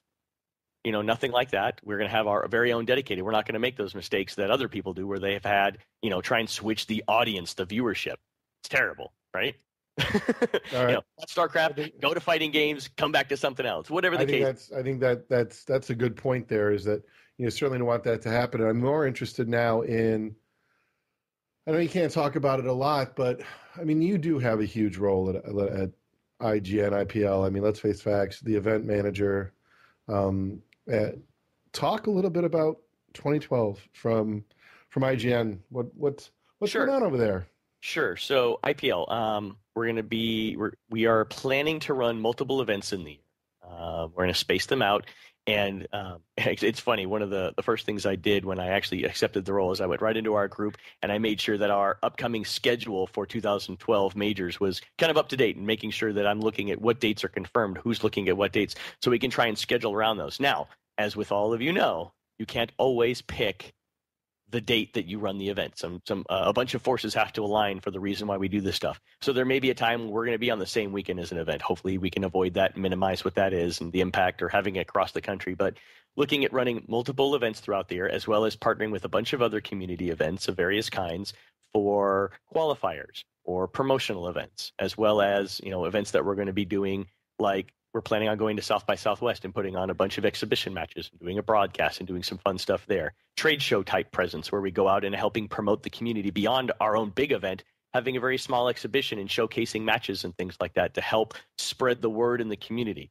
IGN is a massive community itself, IGN proper, and being able to convert that large base of people into viewers and ultimately competitive players. We know it won't be a one-to-one, but trying to help move those people over into our communities to help them go, hey, if you didn't know that there is such a thing around, if you really love Street Fighter, if you really love Mortal Kombat, if you really love League of Legends, did you know that there's actually competitive communities that you can watch or, gosh forbid, take a part of, participate in helping spread the word like that? I think that's a win-win for everybody. So you're going to take a little bit broader view than just say your own event, but also looking at the partnership aspect, both with having some local events be qualifiers and then looking at that trade show market, as you mentioned, South by Southwest. Yeah. I mean, South by Southwest is a true-on trade show. It's no different than if we bought a booth at, Comic-Con, which we probably will have that too. But whatever the case is, that's a strictly promotional event trying to help spread the word of the community and the events and things that are going on. Whereas, doing an IPL 4 or 5 is strictly a big event. And then again, the qualifiers running, partnering up with the different events that are in the community going, hey, maybe if you will do this, we'll partner with you. Your winner will get flown out to one of our events, get full on treatment, get hotel rooms and things covered, whatever those partnerships end up being, because I don't have the final plan in front of me for that. We're still putting that together. But, it's that kind of mentality that really appealed to me as far as the IPL. Gosh, we're really willing to do that stuff. We want to work with them. So let's please do that. There's clearly going to be a lot of gaming going on in 2012. Yeah, there's going to be tons of. Holy cow! And that's something that IPL is already doing. So yep. that to me is amazing. I mean, and that's why I brought it up last week on the podcast about it to Tom. Is that IPL is already doing that. To implement that in the fighting game community is not that hard. So let me ask this. Let me ask this. Coming right after that is, do you see yourself? Actually, let's talk a little bit more about your job. I want to get to the challenges you have. What have been some of the challenges? Because being new on any job is a difficult thing, and we don't get to talk as much. So I'm just curious at a personal level. Sure. What are some of your challenges, Rob? Well, event logistics is not easy. It really isn't. When you really get into it, I mean, and I'm not talking about, and I've done it, running out a 1,500 square foot something or other and, putting a bunch of tables and some power. You're talking about, 60,000 square foot spaces, $800,000 budgets, flying out, 200 personnel for an event. It's a lot larger than a lot of people think when you get into that level. And our production level, the one thing that IGN is very, very focused on, the IPL series wants to do, is have that very high level production. Bring that to the fighting game community. We have great producers out there, Level Up, Team Spooky, guys, I Play Winner, doing great production. But and they would admit, they're the first to admit that is not the best thing that they could possibly do. They're running with the equipment that they can do and the things that they have and the teams and people that they can do. That's what we do in a community, right? We borrow Xboxes. We do these things. But, being able to take IGN and bring out a production value to really make our events pop. What does it look like? What does it look like if we really had high-end, multi-$1,000 pieces of equipment running a show? What does that look like? And how much better can we be? Taking that next step up there. And that's really what the focus is, growing the community, making it look great, showing the world what we actually can be. And I'm not saying that we're not good now. It's hard because I have to, I contradict myself in my own head at times. I'm like, well, that we're still freaking good. We do a good goddamn job. This is what we're working with. At the same time, that doesn't mean that we're at the top of our game, that we can do no better. That's anybody who thinks that's a moron. And, if you think and to that be what fair, we have, I mean, now you have obviously a lot more resources and a lot broader skill set to work with as it comes to planning events. Yeah. And, sure. Obviously from what I've seen, IPL does an amazing job with their stream. IPL 3, I thought, really set a standard, and I thought that was good. Let's talk about some of the games for IPL next year. Obviously, StarCraft, and I don't know what you can and can't say, but sure. Share what you can. We're looking at League of Legends again. Of course, yes, and Riot making a great play for that. League of Legends is certainly going to be a premier event for us. So we're going to have StarCraft 2, League of Legends, and quote unquote fighters. So we're going to have fighters in there, and working on the different titles. And I think that will be a synthesis of how things go. For instance, I know when we need to put Tekken 6 in there, or Tekken 7. Sorry, I know when we'll put in Tekken Tag Tournament, and I know when we'll take it out and put Tekken 7 in. We're going to be looking at those things in that game. Not going to say we get rid of it, but there's no sense. I love Namco. Love Namco. I would love to put Tekken in right now, but it doesn't make sense right now. That game's not alive right now. We could try. Even Mortal Kombat, like that scene is dwindling. But I would. It makes me really sad, Rob. Oh really, no! Really sad. You want me to bullshit you? I can totally bullshit you, man. No, I we're gonna really put that do want game you in to next bullshit week. me. No one bullshits me, man. No one. We're gonna put it. Tell me CS:GO's up next. Yeah, we're gonna put it on. We're gonna run it on Xbox, and it'll be there now, ready to go. If we piss off anybody else. No, it's serious. Like we're gonna do the things that everybody wants to do. We're gonna try and get all the fighters that we want, as well as community ones. And I will flat out say I am talking, and I am interested in having Skullgirls come on. I want to support the community events. I want to support, the community titles, because I think that game has some legs. I think that actually the community is going to help pick it up. Might not. Doesn't mean it's going to be the premiere and have that. We might try that and see how that goes. But, I want to expand on the fighters that we have and keep going. For instance, Soul Calibur 5. Let's do it. Now that community is niche, but that doesn't mean that they can't play it. It doesn't mean people want to do it. I think it's going to be really exciting. I think that we could put a lot of great things in that and really showcase that game. It's going to look beautiful and amazing. I keep seeing Curtis, the guy who runs around with the plate going, Counter-Strike Go? How about you, Counter-Strike Go? Just as a note, he's talking about community games. He's talking about niche communities. All right, that's something you don't necessarily hear too often in some of the bigger organizations. You say Counter-Strike has now been introduced to a niche community? Yeah, I would damn sure say Good. I'm glad we're making progress. I think, what is it? Endangered species is what it should be labeled as. Ouch. I'm sorry. Like, game's 80 million years old. I hope the new game takes off if it has a chance. It's got a brand new game. Play it before you down it. Okay? I'm not doubting it. I would love for them to do well. Their number one problem is going to be their developer, and if IPL can look past the developer, then maybe I think it could work out. But anyway, they're not necessarily going to do that either. So, but no, my question to you is sort of the elephant in the room, okay? Yep. Because you haven't said it. You haven't said the two glorious. I haven't said Street Fighter and Ultimate Marvel vs. Capcom. What's the up down? Give me the up down. Come on, give me the up down chance. Okay, if every day more, a better chance. I don't want to say we're for sure going to get, because nothing is done until it's done, and it's not done right now. But know that for a fact, I want those games there, and I would love to have them there. Duh, who wouldn't? And anything I can do to make it happen, and I will do that. Save selling my child, unless it's the older one, he can go. He's not going to give me an up down. I want a percentage. What do you think? What are the percentages? I can't say a thing because, talking about it could sabotage it, right? Okay. Seriously, all right, so you're one of those guys that for fact. Okay. I want all three of those titles. I want Street Fighter, I want Street Fighter Cross Tekken, and I want Marvel vs. Capcom 3 for sure from Capcom. It makes sense. Okay, especially giving our window. Our series is supposed to start around March. Street Fighter Cross Tekken comes out. Let's do it. All right. Awesome. So at this point, and simply that one, I would like to try. I don't know what the community is going to do with that one, because that's kind of it's either going to be hot or it's not, right? Either that game is going to have legs and take off and go, or it's going to die a horrible death, right? It's going to go the route of some other games that have come out. So last question for me. We were talking about the extra games. You're talking about the pods, which I think is an interesting thing to do. I'm sure MLG has something similar where they have, they might call it something else, but it's something similar. You're talking about, you have LOL, you have quote unquote fighting games, and you have StarCraft 2.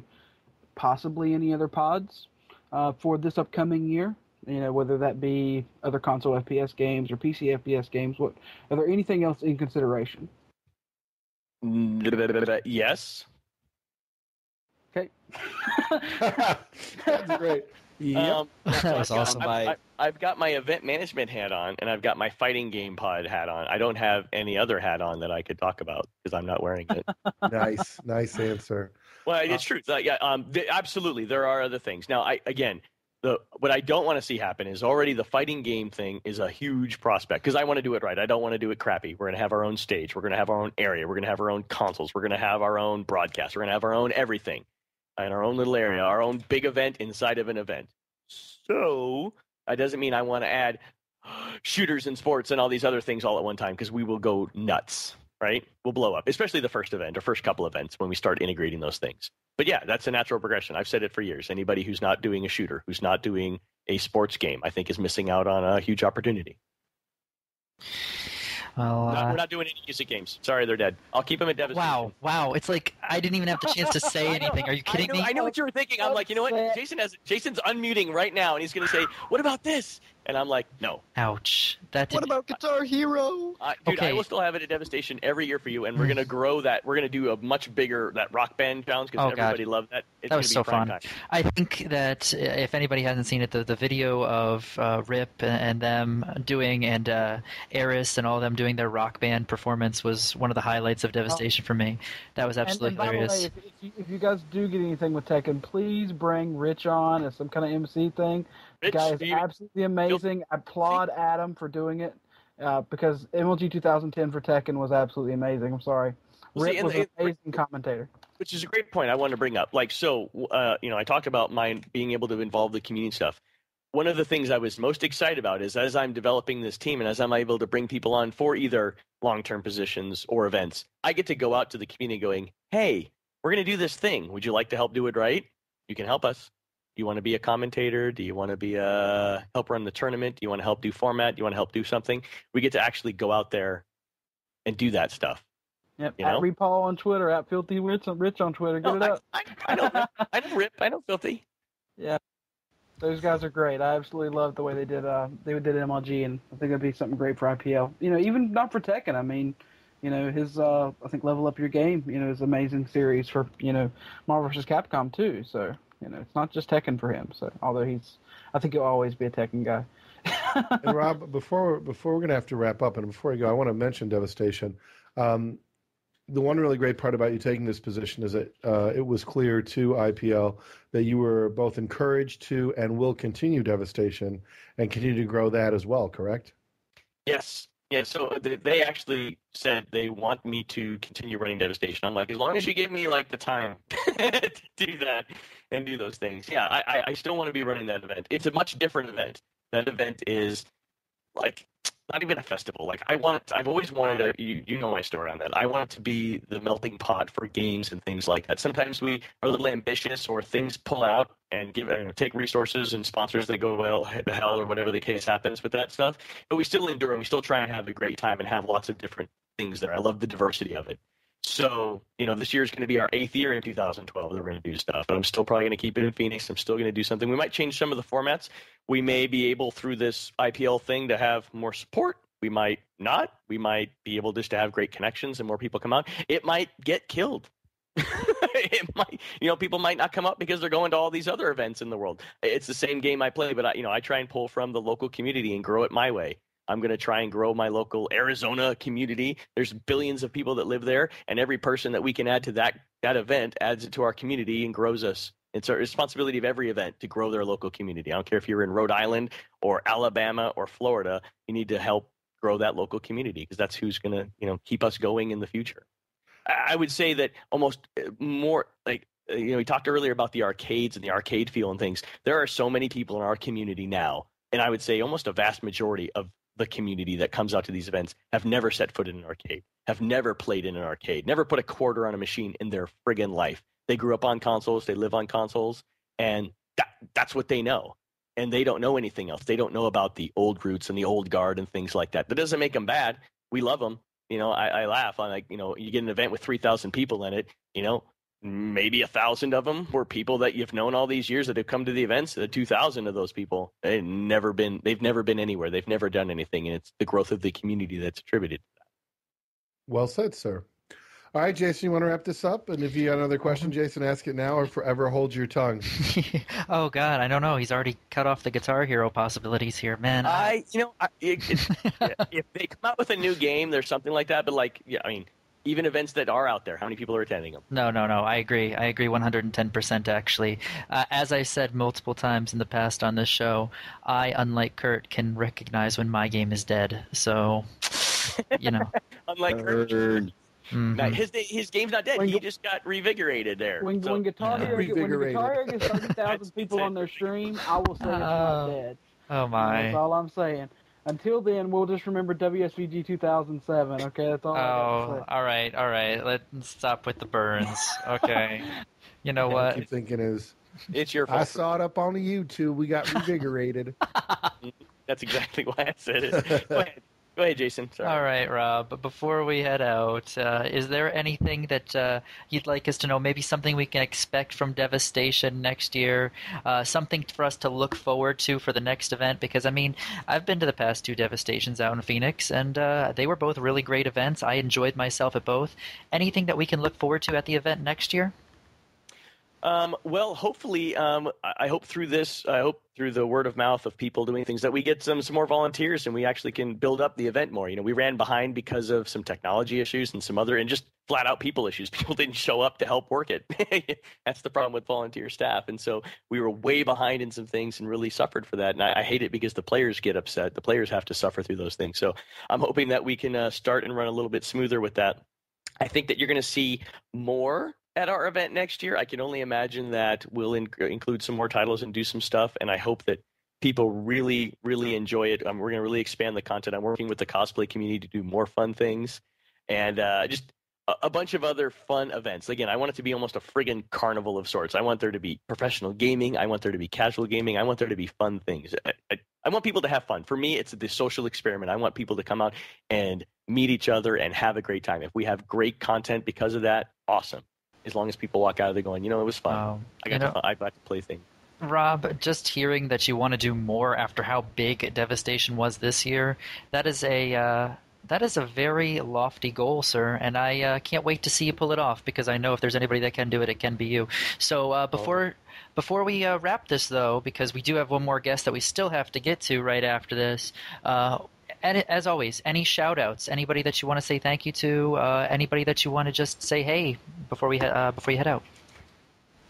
Yeah, so what I want to say is, for everybody in the communities and everywhere around, every side, every facet of things, everybody fears change. And change sometimes is painful, sometimes it's awful, sometimes it's great, but you don't know until you try that stuff. I think all the things that we have all worked on all these years, everything we've done has been a change. Everything from changing consoles to, we have arcade sticks now that are mass produced. It doesn't mean that it's a bad thing to look at other opportunities and the way that it could grow for us and our community. So I just want everybody to be open. I don't want anybody to be closed-minded for this stuff. Even myself, I have to remind myself, because I'm guarded about what we do with the community things. I'm not a great player. I'm not in it for my own hype. Like, I ain't winning any tournaments, not a damn one. But I go and enter because I want to support the community. And for me, it's about those people. I want to connect with the people. I want them to have fun. And I think that if we all are doing that and looking towards that, we are doing something great. So I just want people to be open-minded and look to things and look for ways to improve and not look for ways to degrade or to badmouth or just to look at things on the negative side. That's easy, right? Everybody can look at why something would fail. But looking how it can be successful and how you can help make it successful, that's hard. And that takes real strength. So I hope that everybody can do that. And I hope that I do everybody well. And I am absolutely open to any feedback. I would love help. I would love things. I would love people to come to me. I mean, everything from, if you're just interested in Devastation stuff and community level, if you want to be involved at the IPL stuff, please let me know. I mean, I need the community to make this work. And if not, we'll find another one. We'll bring in new players. But I just hope everybody takes this opportunity and look at these things as opportunities. Every new community event that opens, every new league event that opens, that gives us more opportunities, more chances to play, more people to meet, more room to grow. So as far as shout outs, all the sponsors, all the people, all the staff, everybody I've ever worked with, the community, all those things. I mean, it's all about the people in it. And I couldn't thank everybody if I wanted to. So know that you are great, and thank you very much for putting up with me. Trust me, it's not putting up with you. It's always a pleasure. You've been a stalwart in all this, and it's great to see you in this position. I'm confident you're going to do very well, and I wish you all the best of luck, and I look forward to having you back on the show as more things develop, Rob. Cool. And as I said, Rumor Control, I did have a sponsor. I mentioned that sponsor, Reneg, pulled out on me. That has put me in a bad spot with paying some of my players. I will get them all taken care of. I am paying everybody out of my pocket. I will get them all taken care of and contacted. I just want people to know that. Like, I'm sending out emails. I'm contacting everybody. A lot of players already know. I haven't gotten to others. And I will take care of everybody. Nobody will go without. If I will, it just may take me a little tiny bit to do it. So just know that's I've always been like that. I've always taken care of anybody, but it does suck. But it is what it is. So just know that, guys. So if you hear anything, know that I'm working on it. All right. Well, we'll remind them, and thanks for sharing that. Sometimes things don't go the way you hope. Yep, and you know what? I in control. You put a good comment. I am purposefully not putting them on blast because it's not necessarily a couple people's position in there. It's a couple of higher ups that came down and slammed on it, and I don't want the persecution isn't going to sit with the right people. So I'd rather not. Just know that it happens. It happens to the best of us. I still am trying to work forward with that, and maybe we can get something done. But at worst, I will still take care of everybody one way or the other. So there it is. All right. You are a good man. I'm an open book, so anybody has anything, please approach me. jedirobb on Twitter, Facebook, I don't know, Xbox Live, PSN, wherever you want. If you type that in, you'll find me. I'm around. All right, Rob, you have a good night. Thanks for coming to the show. Thank you. I will hang out and listen to the rest because I can't wait to hear our buddy's perspective on this stuff as well because he's been chomping at the beat. Awesome. All right, Jason, who is our next guest? While we do All right, this, yeah. I want to give everybody a chance to get back out on Twitter. We were 2 hours. I know it's our last show of the season. We'll take a sort of stretch your leg moment. And Jason, how are you doing, by the way? I don't know. That last tweet by Sir Scoots kind of killed me a little bit. I was just going to mention that. I was just saying that. To be fair, he sent it to I'm me going to on speak. Skype What did first, Scoots and I say? chuckled. Oh, God damn it. I love you. Kurt, I really need somebody to do a graphic of you as a beggar and like 3 people. Like we actually need a whole like animated short where you're a beggar with the Counter-Strike Go tray and like MLG walks by and you're like, money for the poor, and then IGN walks by like money for the poor, and then I don't know, finally maybe QuakeCon throws a penny in your plate. You know what I'm saying? Like something where, or maybe ESCA will probably eventually come along and drop you a $1 bill. But you need to get your own animated cartoon. Look, I'm just going to paste this tweet one more time. Awesome. Yeah, it's in there. That's hilarious.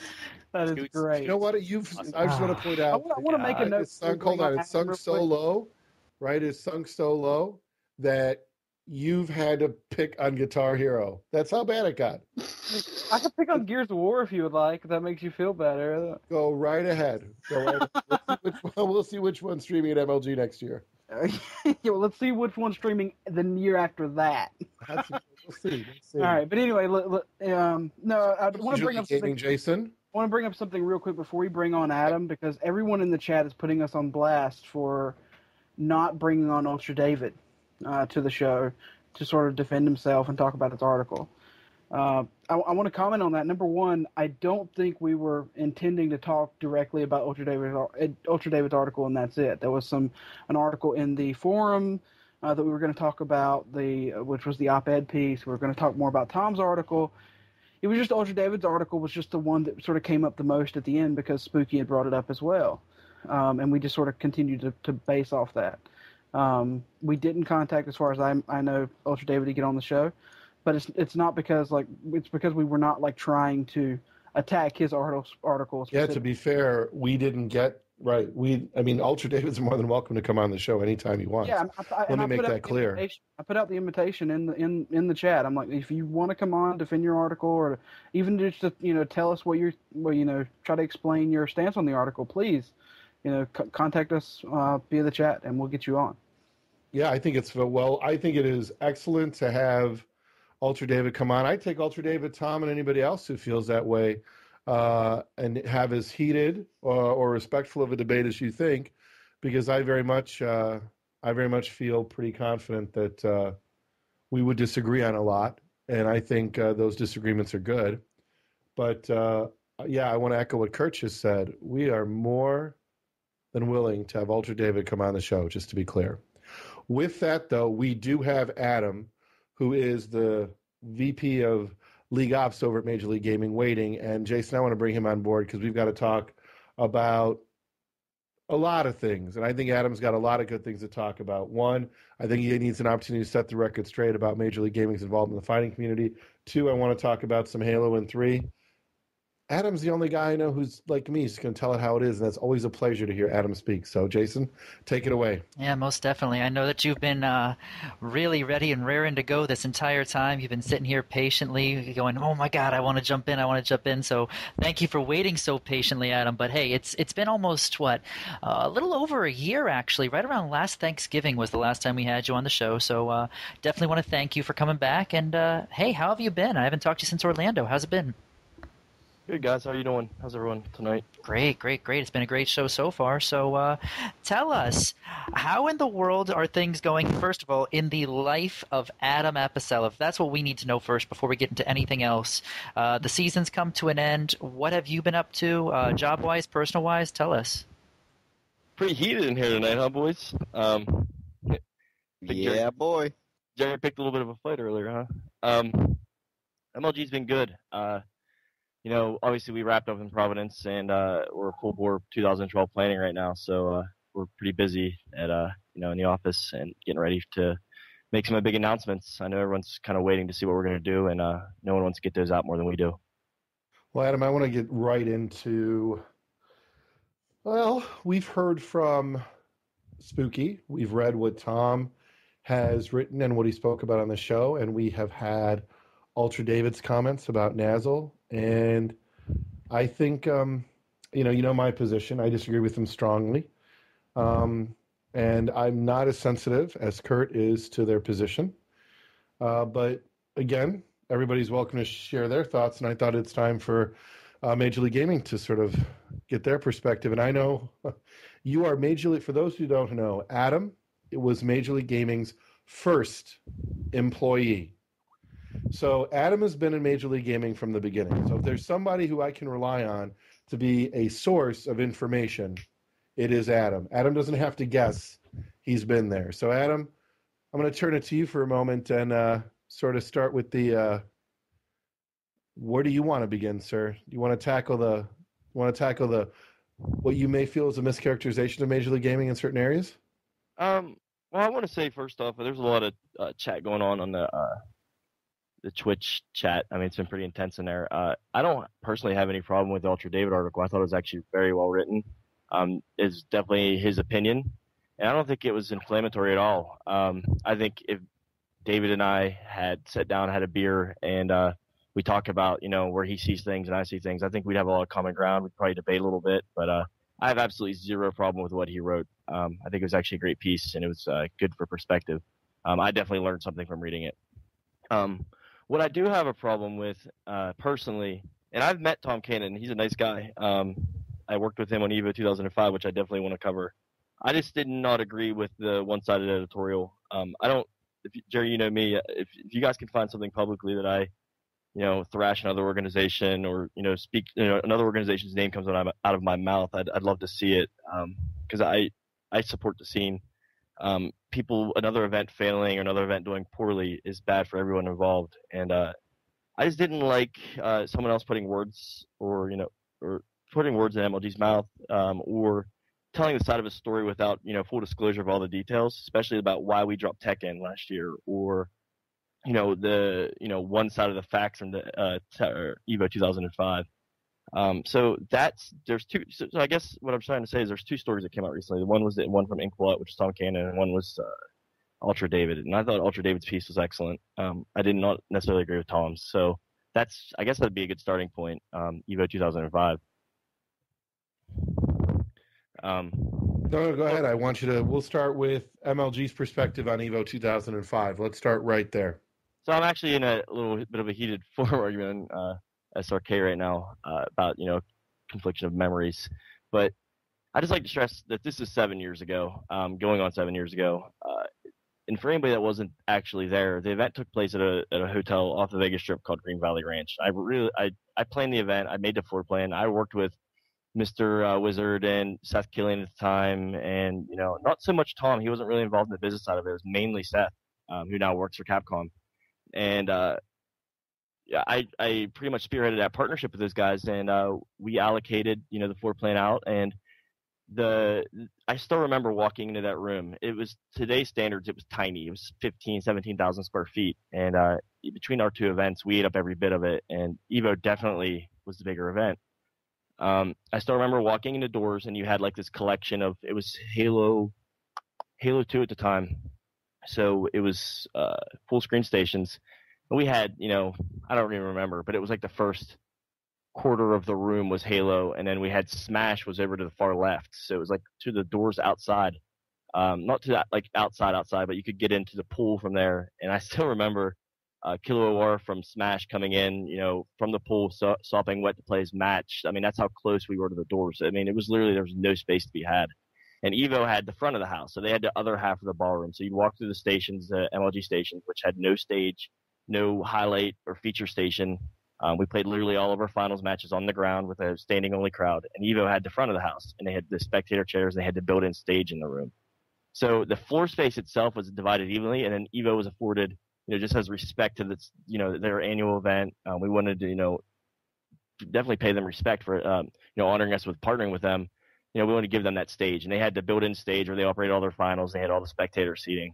So all this, this commentary I see about Evo being shoved into a corner, it's absolutely not true, and I don't even know where it's stemming from. So right there, it's like kind of raised a flag for me that when I started reading that article that it was gonna go poorly, and then I read about the Tekken, why we dropped it because the attendance was poor, which is not true. So I don't know. I just wish people would kind of let us do our thing, and we don't really try to disturb other people, and I guess that's a good starting point for discussion. Sorry to ramble there. No, I mean, I think it's good that you highlight, so the first thing that is not true is that Evo was not shoved in a corner.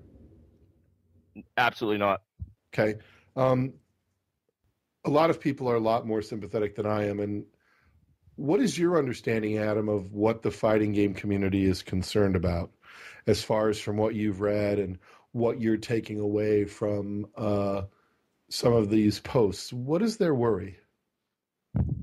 I'm not sure, to be honest. I mean, Evo and MLG actually happened to fall on the same date this past year in July, and it's strange that it happened because the booking agent that Evo uses is actually a business contact that I gave to Seth Killian from Helms Briscoe, which is a nationwide booking agency. They still use her. She's a personal friend of mine. Evo should have known our dates. I booked my event was booked well in advance of Evo's. So I'm not sure where people say we counter-booked them, because ours was booked well in advance, and using the same booking agent, they should have known our date. So I don't know how that didn't happen on their end. But to say that MLG was maliciously booking over Evo is just simply not true. I think that's part of it's like a hysteria that we're going to maliciously book over community events and whatnot, and that's the complete opposite of what we want to do. We want to strengthen the scene. We want to use these scenes to support our events, to seed into them, to these events, these big events, do not work without grassroots events. For every giant MLG, we need a home story cup for StarCraft. We need events like that out there running. We need entrepreneurs on the ground level that are making this happen, because without local outreach, I mean, there's no national outreach. So it's definitely counterintuitive to our business plan. So as far as I'm hearing from you, at least, and this is part of my problem, is I'm not quite sure I get the concern either. But do you feel that Major League Gaming, if they were to pick up a fighting game, has the experience and knows how to reach out to the fighting game community and would be able to work with the key people in it to have it on the pro circuit and the game run the right way? When I pick up a game, first when MLG picks up a game, obviously we play test the hell out of it and make sure it's competitive. And we research the community involved, and then we tap local community members. We're not arrogant enough to think that we can do something internally without community help. So the instant we even think about picking up a game, we hire a community leader. In 2004, when we picked up Smash, we picked up Jason Rice from the Smash Sports community. We picked up JV from the Smash community. We picked up Alpha Zealot from the Smash community, and had them make our rule set. We didn't make the rule set. We oversaw some of the tournament structure, but the rules and everything what the community wanted, that was all community spearheaded. Tekken was picked up in 2005, and we hired Chris Chu from I believe it's Texas Showdown, And in fact, we funded Chris Chu's show that year. We paid all the venue costs, similar to what we did with the EVO 2005, and co-opted with them and funded everything out of pocket for them. And Chris actually ran our event for us for Tekken and made our rules and told us what we should do. Because, like I said, we are definitely not stupid enough to think that we know what these guys want. So we hire always directly from the community. All of our rests for Halo, our tournament admins, they're all directly from the community. Same for Call of Duty. And then when we picked up Tekken last year, the first thing we did was we hired Rich. Best decision we ever made. The guy's great, gets it. Now he works for Namco. If that's not a testament to who we try to hire. So saying that, we don't have the chops to do it, you're probably right. But that's why we hire the people that know what they're doing, and we lean on them and listen to them. So it sounds to me like, one, to go over this again, the idea that Evo got stuck in the back of the room is not true. The idea that you schedule events to conflict with Evo is not true. And your personal friend is a booking agent for Evo. Is that correct? Correct. That the fear that you would in some ways ruin the game or put some weird settings on it, that's also not true, because you would reach out to the community, get the top players and sort of community leaders involved, and then obviously hire the right people to run it. Definitely. 100%. Okay. I'd also like to point out, too, when Smash, when we stopped carrying the original Smash Brothers, I see Chris Brown in chat. I wish he could tell me here. I forget what year it was, 2006 maybe. At the conclusion of that season, we dropped it. We still continue to support that title for over a year by funding out of pocket without a single drop back in of revenue, funding those titles on a grassroots circuit for a year, paying out prize money, supporting them. We obviously run Smash boards now. So it's not like we abandon communities after we're done with them, or we decide. MLG's, I guess you could say, a little different. We don't support titles necessarily for years upon years. We want to run the titles that everyone wants to play. So the title has a large following, it's popular, and it has a high competitive merit. We want to run it. We want the best events with the best players at our events. So when Smash was dropped in 2006, we supported it for over a year with grassroots events. So, I mean, there's just a general misconception, Jerry, about us that it's kind of unfair, and I don't even know where it stems from. Well, when Spooky was on earlier, and I think I haven't always gotten along with Major League Gaming. I've had my own misconceptions, and to be fair, you were under different leadership at the time, but I certainly tend to be pretty straightforward, and, you have, as an organization who deals with young people, and this goes true for an EVO or an IPL event, a lot of people have an opinion about everything that you do, and you're going to get a lot of those opinions. And this is going to be the league's, how many years now are you guys been in business? Let's see, we started in 2003. Yeah, so you guys are coming up on, what's going to be your I guess technically your 9th year. It'll be in 2012 here, your 9th year. You don't stay around that long if you're doing something horrible. And I want to sort of wrap up the fighting game thing and move to other broader things. I got to talk to you about Halo, or else they're going to kill me, and they want to hear my thoughts on Halo. So you're stuck. Okay. And, I know that Sundance said, that Capcom is just a challenge. Can you highlight what some of that challenge may be for those who may not be familiar with, let's say I'm a StarCraft player, Blizzard's on. So why can't you get, what's the problem with Street Fighter? I honestly do not know. I know that in 2006, one of our sponsors ran a Street Fighter, like a walk up and play type thing in their event that MLG didn't organize. I don't even remember what sponsor it was. Maybe Ballpark Franks or something. They had a booth there and it had Street Fighter, and I know that Capcom wasn't happy about that. That was under an old regime, someone we won't speak of, or the old boss of MLG basically. But other than that, I honestly do not know what we've done to anger them. We've never done anything harmful to the title or any of their IP, so I'm not really sure. To me, it's the great mystery. Well, to defend you guys a little bit, I think that it's not necessarily anything you guys might have done either. I think it's from the way we hear from people like Tom and the way we hear from people, others in the community, and the way you can tell from them, not cooperating with other events, I think it's just a general perception overall, from the way we understand it at least, is that, they're not, as of right now, very open to the bigger tournaments.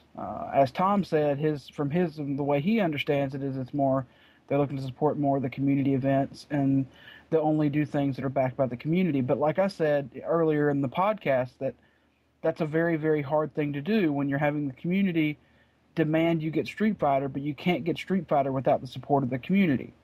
That's a stalemate there, So, I mean, I can understand your guys' frustration with that. I can't imagine dealing with that.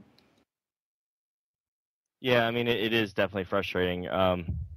And like I said, there's definitely some there's some gospel being preached out there that's definitely like exaggerations or untruths. One of the funniest part about it is that MLG's corporate, and I kind of went on a little Twitter tweet rampage the other day. We did have fun with that one, Mr. Corporate. Yes, we did. Obviously I have no clue about Twitter etiquette. I don't know what I'm doing. I quadruple post a lot. I'm from a little place. I'm from a place called the Ohio Valley. Actually, I can look out my window from Ohio and see the West Virginia border, which you guys can make fun of me later. But raised by a single mom, paid my way through college, and my first job after coming out of undergrad was with MLG, and I worked my ass off here. I worked my way up, and like as Jerry said alluded to earlier, I was the first employee, and I don't know anybody. I'm probably the least corporate person in the world, and to be called like I saw in chat snake oil salesman and whatever else. It's really disheartening because people don't know us, and they definitely characterize us as something we're not. There's so many quote unquote kids that work for MLG, and I wouldn't trust an adult. I would trust those kids to take over the world, and it's really sad to see the effort these guys have been putting forth, and a company run by kids, under the leadership of two grown-up kids. I guess, like I say, about this episode on Sunday, it's hard to see that image tarnished by saying that we're corporate, because it's definitely the opposite of it. If I'm corporate, then Jesus Christ, I mean, I don't know what really is. So. I don't know where that stereotype comes from. Someone's definitely creating it, but it's definitely not MLG. If it's because our events are so big and nice, it's because we want to put polish on it. And I don't think we should have people hate on us or talk about us because we really give a shit about what our events look like in our presentation, and we want to spend a lot of money to make that's our business strategy. We want the events to be great. We want the players to have lights on them and to be up on a stage and have that kid in the crowd want to be that guy, or want to play the game when he gets home because he wants to get up on that stage. That's part of what we feel is part of our brand. And, if people want to hate on us for that, that's fine, but that's what we want to do. So I have another interesting, real quick, just a historical perspective. Have you ever had to fight or have this kind of controversy around a game? Like what other communities have given MLG a hard time, like the fighting game community? Counter-Strike. Well, Counter-Strike, not really. They were mad at us because we bought GotFrag and ruined that website. You should admit it. Oh, yeah, we totally fucked that up. Sorry for the language. I think I wouldn't say StarCraft necessarily, but I would say StarCraft in that we started out with a really shitty offering to StarCraft. We tried to get out of the gate fast and have like the first North American event in Raleigh, and it was, definitely a crappy event, and the event grew and grew, and I think StarCraft is always challenging us. They're saying, hey, we want more chairs. Hey, we were so arrogant, we said we don't need soundproof booths. What sound cues do? We learned our lesson in Dallas, and it wasn't just from the internet connection, and we bought soundproof booths. So I think StarCraft challenges us a lot, but as to like a community like openly revolting against us for what I would say with no motivation to do it. I don't understand where it's coming from. I've never experienced this before. So, but I will say that with the Tekken community, they embraced us. And if you ask anybody that attended our Tekken events last year, they'll say that we did a damn good job. And I'm very happy to read that feedback because it's kind of it kind of flies in the face of everything you read from communities that we've never run their title. So I don't know how they're judging us. A fucking men, Adam. I mean, just to kiss your ass a little bit. You guys did an amazing job with Tekken. I mean, I know people say, yes, you're right. Tekken is not the most competitive game in the world right now. It's not the most popular game in the world right now. But you guys used a game that, is not necessarily that, incredibly popular right now, not necessarily that accepted in the community, and you turned it into an amazing competitive title. And you, to be honest, you made a fighting game community fan. I mean, I'm not, I didn't really watch any fighting game community games until I went to MLG Raleigh 2010 and saw, Tekken. So, and then after that I went to Final Round to see Tekken. So, you guys brought people into the community. You brought me into the community. And I think that's what a lot of people like Ultra David, like Tom, like, other people in the community are missing. The fact that, there are a certain amount of crossover. There is a certain amount of crossover there. I mean, I'm one of them, and I don't think I'm necessarily the majority, but I do think there's a lot of crossover there, and I do think you can bring new people into their community, even with a game that's not necessarily Street Fighter 4. You used what was hard to work with, and you brought in people like Rich and people like Rip, and did an absolutely amazing job. So anyway, thank you. I have a little bit of a hard-hitting question, Adam, and this is a little bit off the topic from just the fighting game community. Oh boy, here we go. No, I'm not gonna talk about Counter-Strike. I've told myself I was not gonna talk about Counter-Strike. And we're gonna hold you to that now, so don't you worry. Sundance has already crushed my hopes and dreams there. Jerry, you heard that, didn't you? Without development, I hear it every time he says it, and then as soon as he starts with something, you know how it was something dark side? In this case, it's something Counter-Strike. That's all I hear. Apparently, without any developer support, it's not a fucking chance in hell. So anyway, but no. So my question is more to the fact that the bad part about Tekken to me, and number one, my first question is, you talk about how Tekken, wasn't dropped because of the attendance. I'm glad to hear that, because I know me personally, Check 6, we invested heavily into Tekken. We picked up Just Frame James right after he won MLG Raleigh. We picked up Anakin right after he won the final event, and we were really looking forward to an amazing event, in the next season, the 2011 season. Unfortunately, it didn't happen that way. So I'm looking for a little justification as to why that is. Is there anything you can share? Why did we drop Tekken? Yeah, that was my question. Well, is it hard to hear, Adam, for anybody else? Is it hard to hear me? Yeah, there you go. He's a little bit far away. Sorry. They sound better now, sorry. Well, they were talking about earlier that, how hard it is to plan events. And, there's only so much space in the room, as you guys saw with StarCraft this year. We literally physically could not add more chairs to the floor. So, when you have, 90,000 square feet to work with, I mean, you have to kind of choose your battles. And I'm not going to lie to you that, Halo was, a lock. It was on the Xbox 360 platform. We were bringing it back. StarCraft was the PC title, and, PS3 was kind of up in the air. And we had the opportunity to work with Activision. And, Call of Duty was gigantic. I mean, it still is gigantic, and Activision's a great partner. Not saying, and Namco is a great partner, but 20 million copies sold, and the title's huge. It's our number one community game on Game Battles, which is our online platform.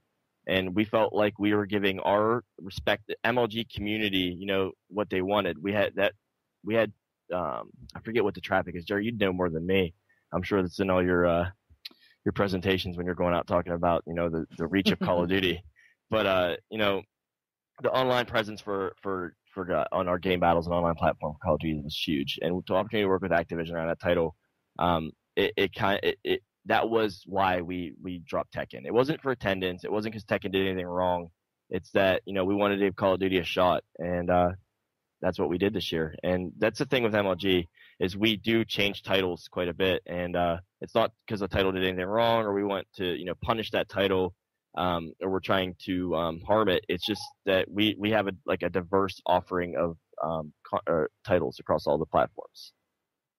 Gotcha. Yeah, and I agree. And just to as soon as you said, we ran out of room for chairs, the chat just completely took that out of context, took it like, fighting game community can stand. We don't need no fucking chairs. We're not lazy. That's not what he meant, guys. If you actually have been to an MLG for 2011 season, you'll see that there wasn't much room to breathe, much less stand, because the spectators are just amazing there. There's a lot of spectators there. So I'll say this. We started out 70,000 square feet on our floor plan at the beginning of the year, and at the end of the year, we were in every inch of 110,000 square feet.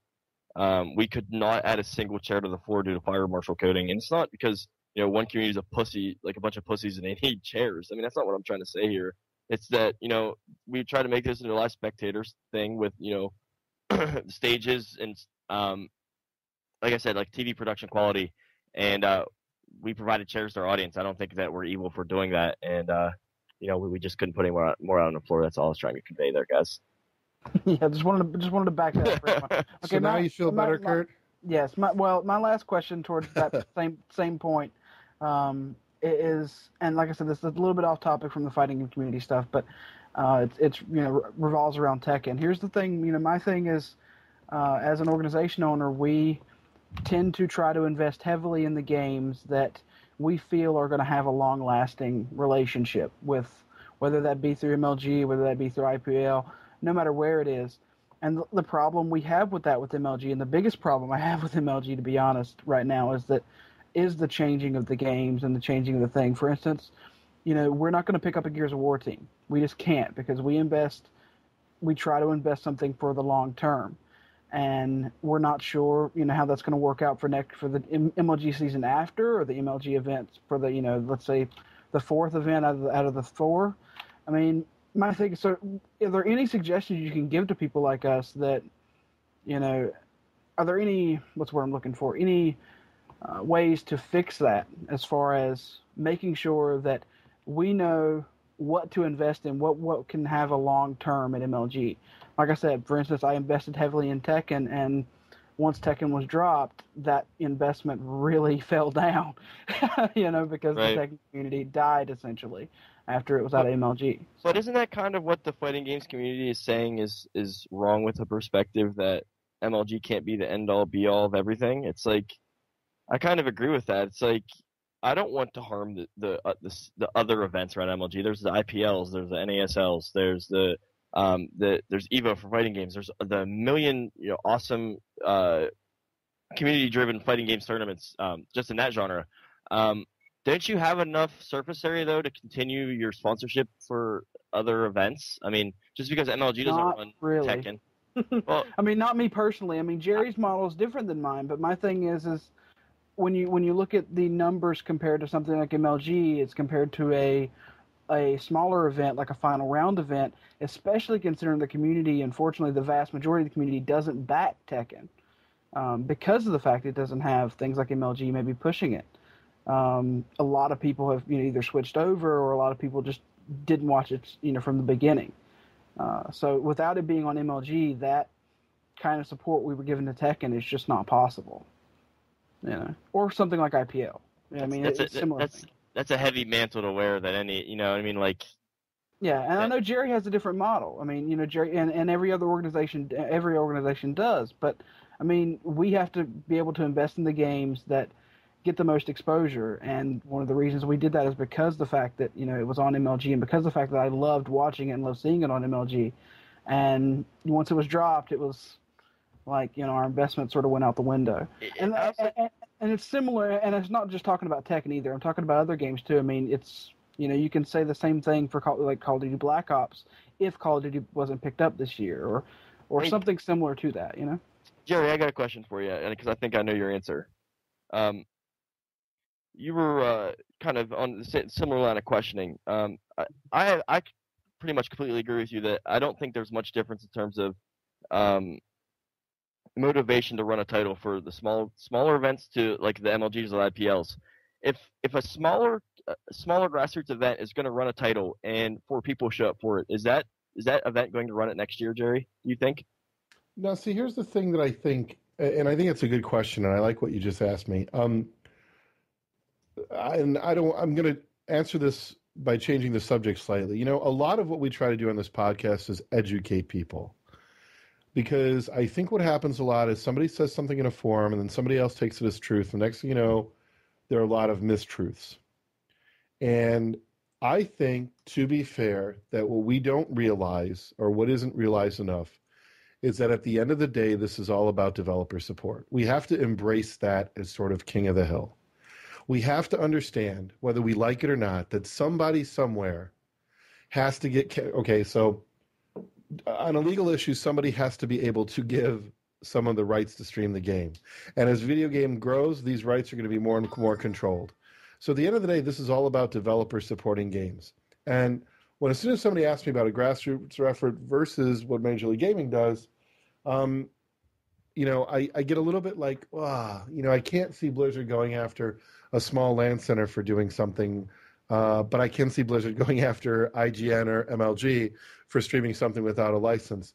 With that being said, and I think that's such an important part of what goes on, that, the direct answer to your question is, well, it depends on the grassroots efforts. It depends on if it was profitable. I know most aren't, so they may not do it again.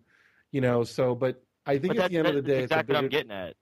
Right. Not to interrupt you, but it's just like there's some responsibility on the community, on the macro of organizers. It's not just on one tournament operator to carry a scene.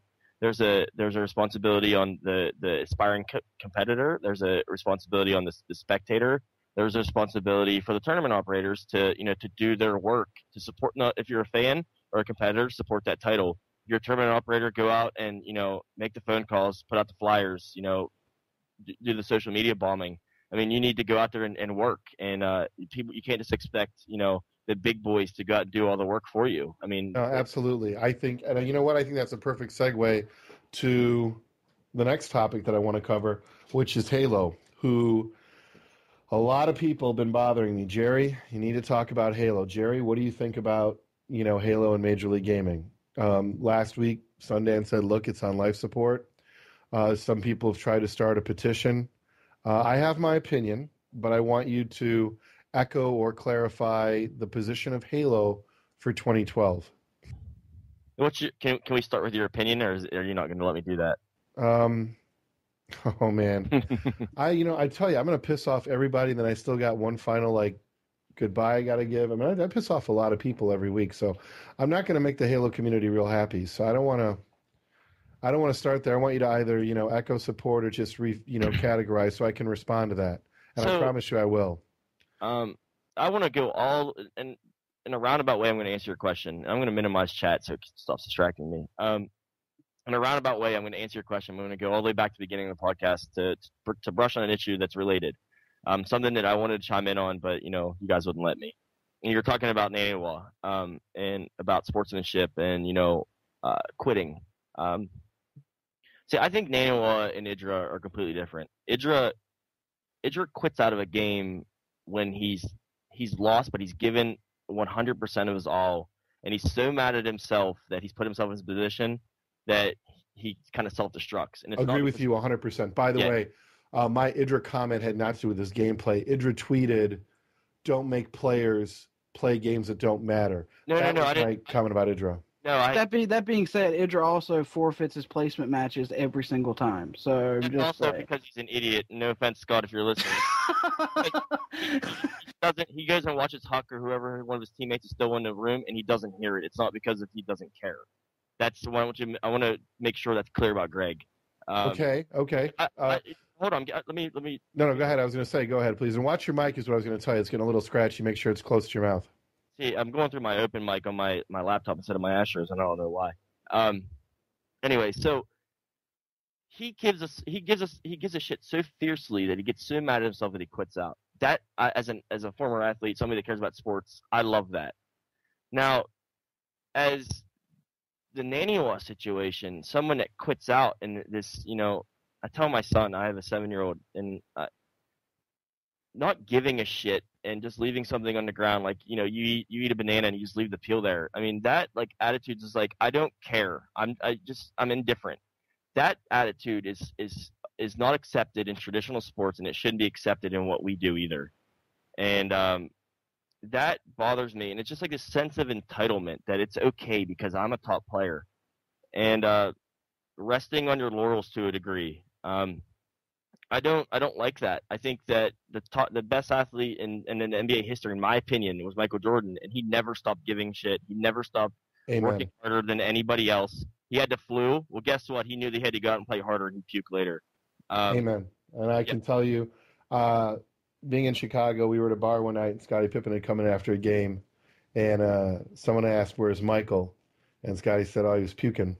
And they're like, "He's drunk already." And he's like, "No, he was sick." It's funny you mentioned that. That exact thing, and, you know, the attitude that Michael Jordan had as a professional athlete was, there's a reason that people revere Michael Jordan, and it has to do with not just that he was a phenomenal basketball player, but the way he conducted himself, the expectations he put on his teammates, the expectations he had for himself. Those things add up to be something about character and about how, I don't want to say how easy, but how able you are to connect with the broader population and inspire them to be better people. Continue. Tim Tebow, I mean, you know, that guy's just a winner. I mean, I don't know how you can't respect him. And, you know, you're not going to see him quit. And, you know, I know these are, I'm sure people are eviscerating me in chat right now, but I mean, everything we do from tournament organization and structure to, you know, to the parallels of these, you know, the players that play in our tournaments, I draw on traditional sports. That's all I know. That's all, like, and I see so much of that in what we do. And, you know, so how does that relate to Halo? I think the Halo guys, and how does it relate to what we're talking about with the responsibility of the grassroots operators with tournaments? The Halo guys kind of stopped caring about helping us make the titles great for them, and all they cared about was, you know, bitching at us. It got better at the end when they realized that people weren't coming anymore, that they can't go on a forum and, you know, all the new people aspiring, they can't go and just destroy them and make them never want to play again. They can't get an event and double flip off somebody across the station after they beat them.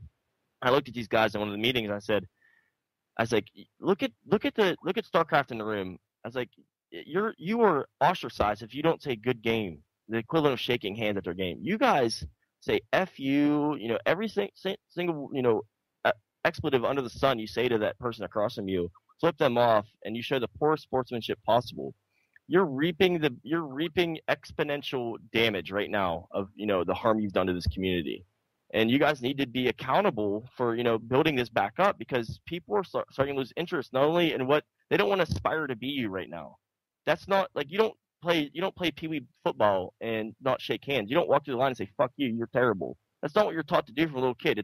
It's widely unaccepted as you know, in our society to do anything like that.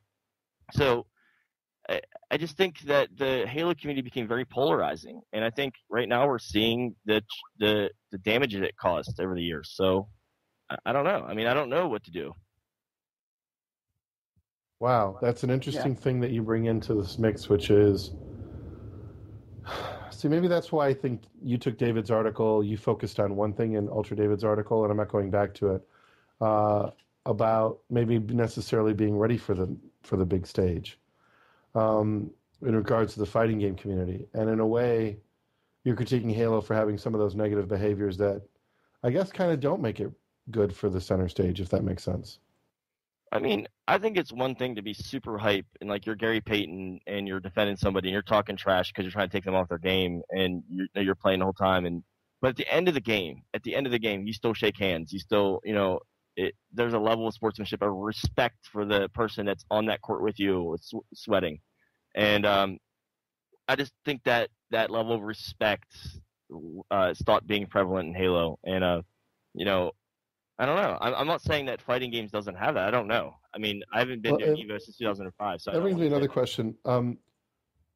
What if somebody said, you know what, Adam, maybe it's just Halo fatigue. Maybe at the end of the day, maybe it's just been around too long, and maybe it's too hard to gloss over the negative behavior anymore. Is that a possibility? Definitely. I also think the combines last year definitely had an effect on I think the combines last year weren't. There's a lot of great things that came out of them. There's a lot of like talented players that were found, but I also think that people walked in and their first experience was seeing that compared to what we want them to see in our traditional pro circuits. I don't think that was great for us. I think Doritos did an awesome job of being, an amazing sponsor. But I think if we could rewind that, we do it a little bit different with them and have them be more immersed in the actual pro circuit to make that actually better.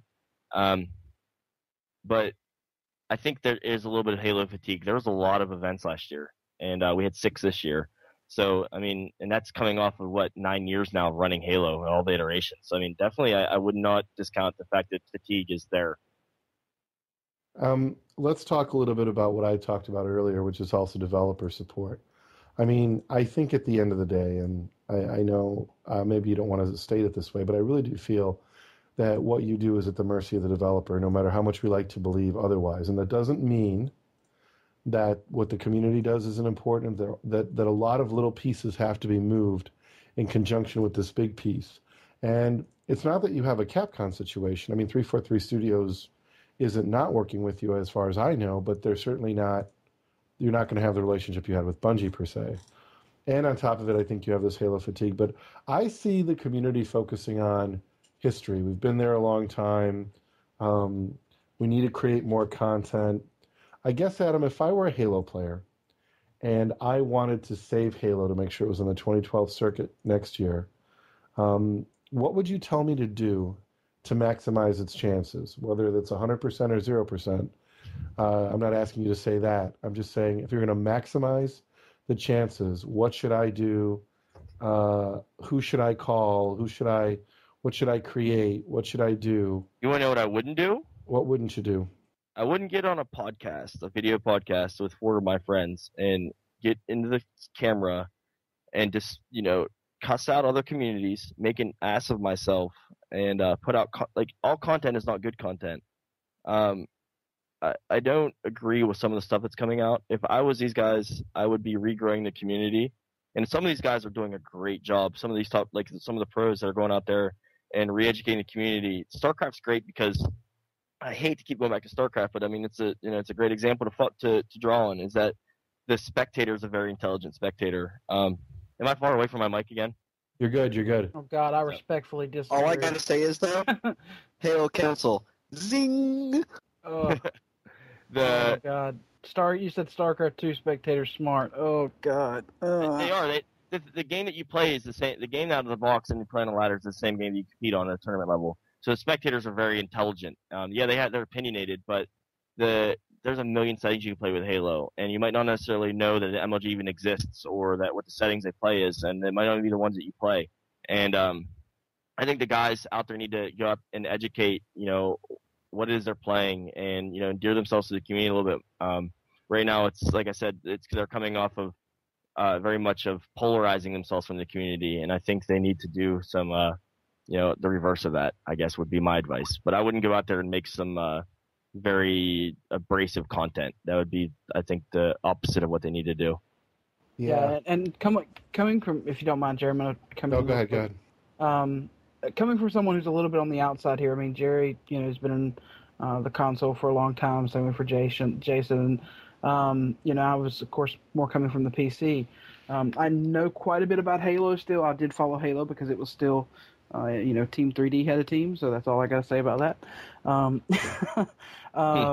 But so I mean, I have followed Halo for quite a while, and I do think if by chance Halo isn't included in this per season next season, I do think it's probably the right decision.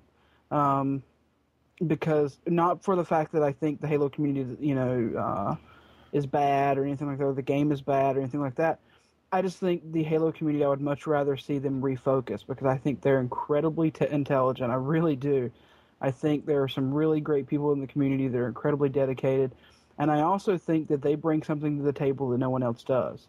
I really, really do. I think that some of the Halo players' personalities and even some of the bad ones are something that we don't necessarily see in StarCraft lately. Even in StarCraft is, quote unquote, King of the Hill. So, so hopefully, my thing is my only question to you about that would be, if by chance they do everything right and they do build their community back up and things like that, is there still a chance for things to be added later on? As far as by that I mean the year after next, so 2013 MLG season. Would it be something that could be dependent upon the community actions, even though the developer isn't exactly cooperating? I don't think Halo is dead by any stretch of the. But Halo's not dead. I'll say that right now. Halo might be in hibernation, but I don't think it's dead. I think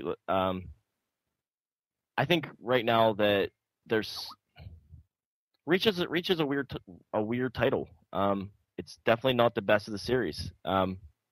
It's hard to make it playable in terms of a high level. It's not hard to make it playable. It's hard to make it riveting. It's hard to make it sticky. You almost have to make yourself play it night after night. Whereas like Halo 1, I know personally, I played it non-stop, and I was awful, but I didn't want to do anything but play Halo 1 with my friends non-stop. Halo 2, I know it was the same level of addiction for people. I can't say that that's like that for Halo Reach, and I also think that 343 did an injustice to their community, or just a wrong business move by taking out the ranking system. So, I mean, there's a lot of things wrong that need fixed, and I think the developer needs to work on some of the stuff, like bringing back the ranking system, fixing some of the core mechanics of the game. But I don't think Halo's dead, and I do think there could be a resurgence for sure. Adam, would that be like no Halo Reach, but maybe Halo 4, that kind of resurgence? I wouldn't say that for sure at all. I don't know. I mean, we're still talking internally. I definitely think Halo 4, they've learned a lot, and I think that I don't think we'll see another iteration. I would hope another reincarnation of Halo Reach. I think they'll get back to the roots a little bit, hopefully. The original team's back, so hopefully we'll see some good changes. So if I'm in the Halo community right now and I hear that you say Halo's not dead, I'm pretty happy. I'm gonna feel like, okay, maybe we've overreacted. Maybe Halo isn't going anywhere. Is that fair? Can you rephrase that, Jerry? Yeah. If I'm a Halo member out there, you said Halo's not dead. It's in hibernation. I might ask, well, what does that mean? And obviously you can't tell us what you're doing for 2012. You haven't decided that yet. You don't know yet. So what do I mean by hibernation? I mean that we obviously we're all. I mean, many of these people. I think every person on this podcast was at the twilight of the MLG 2011 season. We all saw the live attendance slip. We've seen the Xbox Live participation numbers. They've slipped. On my end, the stream numbers have slipped a little bit. The participation is just down. So what I mean by hibernation is, I mean that. Hell, there's somebody in chat right now. MLG Red versus Blue. I mean, that's definitely a Halo reference. I mean, you have people that love this entire series. That's not going to die because they came out with one title that's not like up to all their standards. When I say it's in hibernation, I mean that their community is just sitting there waiting for the next thing, and that or the current iteration be fixed. And I don't think it's I don't think there's like a nail in the coffin, is what I'm saying. Gotcha. Okay. Right. So that does depend a lot on the developer then. Does that make sense, though? It does. I guess the fact that maybe the community itself has reach fatigue. And I don't think it's hard to have reach fatigue right now. I mean, it's not very fun to play for me personally, and I've never said that about a Halo. So. All right. So to be clear, I don't think we need petitions, and we don't need videos. Right. That's exactly what I was getting towards. Like the community. Go ahead, Jason, please. I was going to say, I mean, I know, shout out to Coach Small, who he's coming up with this idea where he wanted people to get their 8-second video clips together of their best why MLG is, or why Halo is important to them moments, and send them all to him. He was going to edit it all together and send it off to 343 to say, hey, this is why Halo is important to us, help fix the competitive community. I mean, would you say that they should continue doing things like this to try to motivate the developers? I mean, is it something that would even have any sort of impact whatsoever? I think that I think that would be great to send to 343. Don't send it to us. We know. I mean, if you guys are going to come to the events and you want to play, I mean, right now I just don't think the desire is there to play.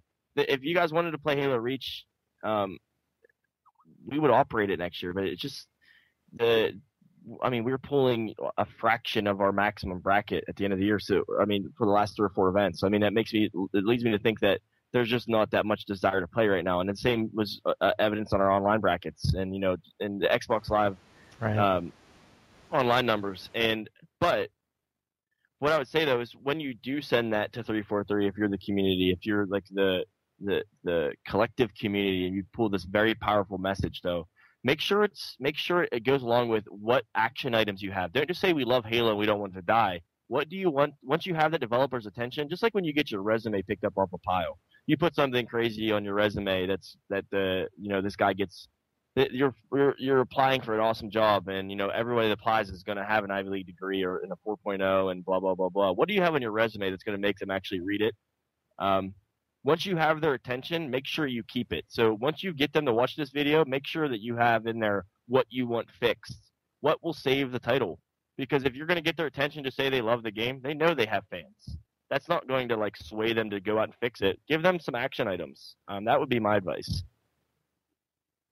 All right. Thanks for that, Adam. Real quick, let's do a quick recap on some stuff on 2012.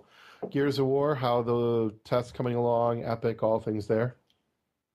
Gears of War is a great title. Still testing it. Love to explore that for 2012. StarCraft, obviously fine. League of Legends, looking probably to do things with that again as well, right? Talking to Riot, yep. What else? Anything else? What about, now, you guys sent out a survey to people that had gold and silver memberships, and I noticed one of the games in there was FIFA. Anything about FIFA? Is this something for Europe, maybe? Come on, this is a WCG survey. Come on. No, seriously. I don't think so. No. FIFA's the 3rd most played game online. Yeah, I was just going to tell you, Kurt, I don't think it's there by accident. I mean, I know Major League Gaming, and there's got to be a reason you guys put FIFA on there. And here's my guess, right? It's a huge game, but has anyone ever been able? I'm going to bet you that you are writing off FIFA when you shouldn't, because remember, has anyone ever been able to successfully stream it? Has anyone tried? WCG. Okay, first off, hold on, Kurt. We have one of the top FIFA players in North America, and when he puts his stuff up, right? What I like about it is that the game looks like it does on television, so I can actually watch him play, and it's not like Madden or other games where you're kind of going through interactive screens. He's actually controlling players that look like the real games. I think it ranks high on the spectating level. What's the top 3? What's the top 3 games played on Xbox Live right now? Can you guys name them? Call of Duty, something in FIFA. Call of Duty, and FIFA. There you go. I think Jerry's totally right. I actually was out at a local hookah bar yesterday, and there actually was a Xbox set up in the corner with people playing FIFA, and it was getting a crowd inside like a little just place where people were gathering, just trying to relax, and people were spectating it. I mean, that should say enough right there. I think, Kurt, you are writing it off a little early. Yeah, I think so too. And it's not because I dislike the game. It's because, history speaking, the game has not been spectator friendly. It has not been something that people watched. CGS when CGS released the numbers, FIFA got one of the worst responses from the crowd. Who was this? CGS? CGS, yes. I don't take anything they did as gospel. Yeah, CGS. Come on. Everything they did was terrible. I mean, sorry. But that's not the point, though. But it is the point, though. No, it's not.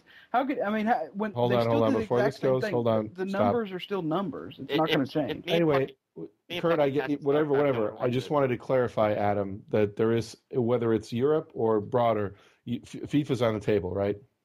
I will say this: MLG's not giving up on operating sports titles. I mean, we'd love to see Madden again. We'd love to see the EA titles. You said what's on the docket for next year. You named off a few, and we kind of agreed and tabled some. Definitely want to talk to about Call of Duty. I mean, that's definitely not. It's definitely on our radar for 2012. So I say StarCraft's back for sure. We all know that, and talking to Blizzard right now. And other than that, I mean, you have to wait and see. Fair enough. Actually, I have a quick follow-up question on that. I'm wondering, since if you're not exactly against any kind of sports games or anything like that, is EA?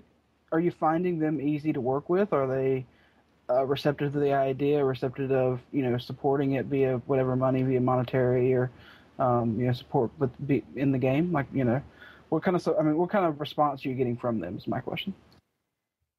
EA was always a great partner for us.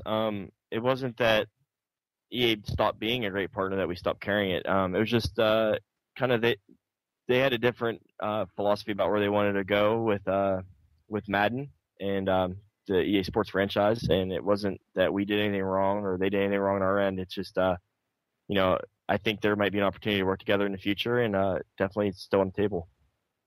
Okay.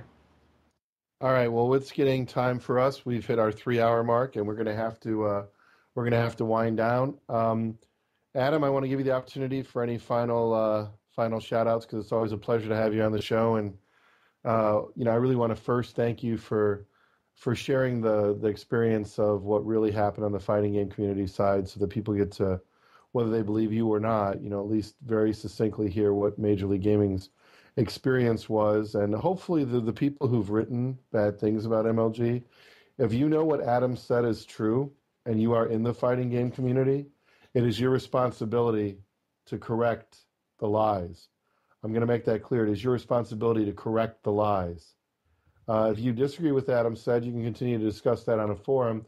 And you know what? If you don't have any knowledge about it, just shut the fuck up, really, please. But anyway, Adam, it goes back to you for your final goodbyes. So can I have 1 minute here, Jerry, to... 60 seconds is on the clock. It's all yours. All right, DMAC, as promised, you get a shout-out. Stop making silly podcasts where you cuss at everybody. But the real point I want to make is, the fighting game stuff, it's, I can't agree with Jerry more.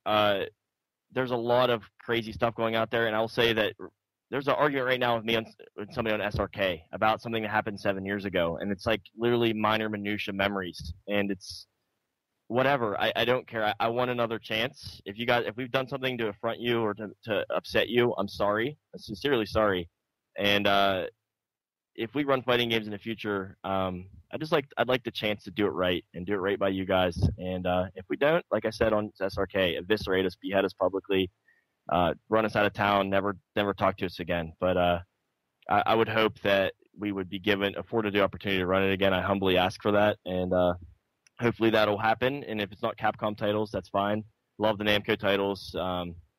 There's some other titles. I've been getting a ton of emails about every title under the sun today, and we're looking at everything. But I think the fighting games, the energy there is great. That's what we want at our events, and it's not just about the money. It's about having a great crowd there that really cares about it. And you guys can laugh that all the way, through chat all you want. But I want to give it a chance. I want to have those guys next to StarCraft, next to Halo or whatever shooters out there, and really have an event that's tearing the roof off. So that's all I got, Jerry. Adam, as always, it is a phenomenal pleasure. Wow, we're at a time where, with the competition and everything, I envy the fighting game community, because I think there are a lot of people who wish the senior VP of League Operations would ask them to give him a chance to run their game. You're a very, very fortunate place right now. And I hope the leadership in the fighting game community realizes that and to be fair, IGN, IPL, MLG both are providing them with opportunities. So let's hope that those don't fall on deaf ears. And with that being said, Adam, are you going to be able to enjoy your holiday at all? I am actually. I'm taking my mom to Vegas for her 60th birthday on Sunday, so I'm pretty pumped. Oh, that is awesome, Adam. The dutiful son taking mom to Vegas. That's awesome. That's right. My mom deserves it. That's awesome, Adam. I want to wish you a very happy holiday, and thank you so much for coming on the show. Hey, thanks for having me, guys. I hope you have a great holiday, however you celebrate it, and talk to you in the new year. Sounds great, Adam. You can take care. Thanks, guys. Oh, wow. Kurt, Jason, Christian, wow, what a night. Mm-hmm. It's our last show of the year, huh? Yeah, most definitely. What a great night. We're off the air for 3 weeks. Mm-hmm. We come back January 10th. 10th? January 10th is when we come back? Yep, I do believe so. And we should be having a little bit of a sprucier look, I do believe. We will. We'll be looking a lot sprucier. We're going to have some in the 3 weeks behind the scenes. We're going to do some things to really upgrade the podcast show. I want to say something, and I got to say it because it's been bothering me for a while. It started with the fighting game community articles, and then some of the Halo videos, and having been around a while, I got to get it off my chest. There are a lot of things. There are a lot of things that I think well-intentioned people try to do. I do. I believe that everybody who's passionate about the fighting game community or Halo, that everybody has good intentions. I believe that to be true. I think it's important, and I believe that IGN, IPL wants to do a good job. I believe Major League Gaming wants to do a job. I believe Nazzle wants to do a good job. All of these people are out there trying to create an industry so that I can sit back, flip on whatever I use to watch media, whether it's my phone, my computer, my laptop, my HD TV, and I get to watch eSports. And there's that word again, eSports. Some people hate it, some people don't like it. But I don't think debating whether or not eSports is a good word is really important. I really don't. In the boardroom, you're probably better using competitive gaming, but competitive video gaming is what I use. But hey, we all know what we're talking about. And at the end of the day, and I say this a lot because I don't care about the details. To the fighting game community, I don't give a shit about Evo 05. Nobody fucking cares. I can't even believe people who were hardly fucking breathing in 05 all of a sudden experts at what happened. I mean, really, and you know what? The leadership of the communities, the leadership of leagues, leadership of everybody. I was inside McDonald's headquarters a couple weeks ago, and I don't know what you think about McDonald's, but I was never, the food's kind of fattening and maybe not that good for you. But when I walked into McDonald's headquarters, I had to take a step back because they had a wall of 50 years of McDonald's stuff. And as I walked down that hall and I saw Happy Meals I remember from my childhood, they also had a wall with every friggin' uniform that McDonald's ever wore. And I thought for a second, you know what? You can say what you want about McDonald's, but my God, they are America. They're part of Americana. They're a part of my childhood. They're a part of my life. I've trusted that brand to feed me, my friends. It was a place to hang out sometimes when I just wanted to get a quick snack. It's so easy to lose perspective. That's what I thought when I was there. Well, a lot of you over the next years in 2012, a lot of you will have turfs to defend. A lot of you will have things to fight for. A lot of you will try to one-up the other one, hopefully in the idea of fair business competition or friendly rivalries in game.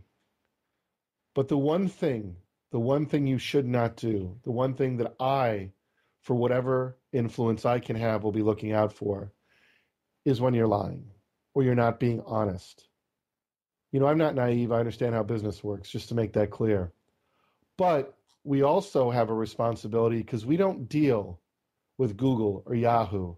We're not beating AT&T. There are a lot of people's children who are looking how we act. And I mean that. I swear like a sailor because, well, I was a sailor. Parents should know that. And I expect that places like Major League Gaming, who have always run safe events and paid their players, shouldn't be put up on the block and said, oh, I don't know if we can trust them. I probably should have told Spooky that I'd been to a fighting game event before, but I didn't want to mention it.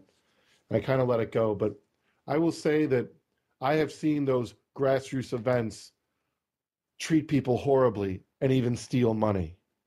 I can promise you I don't expect that from Major League Gaming or an IPL event.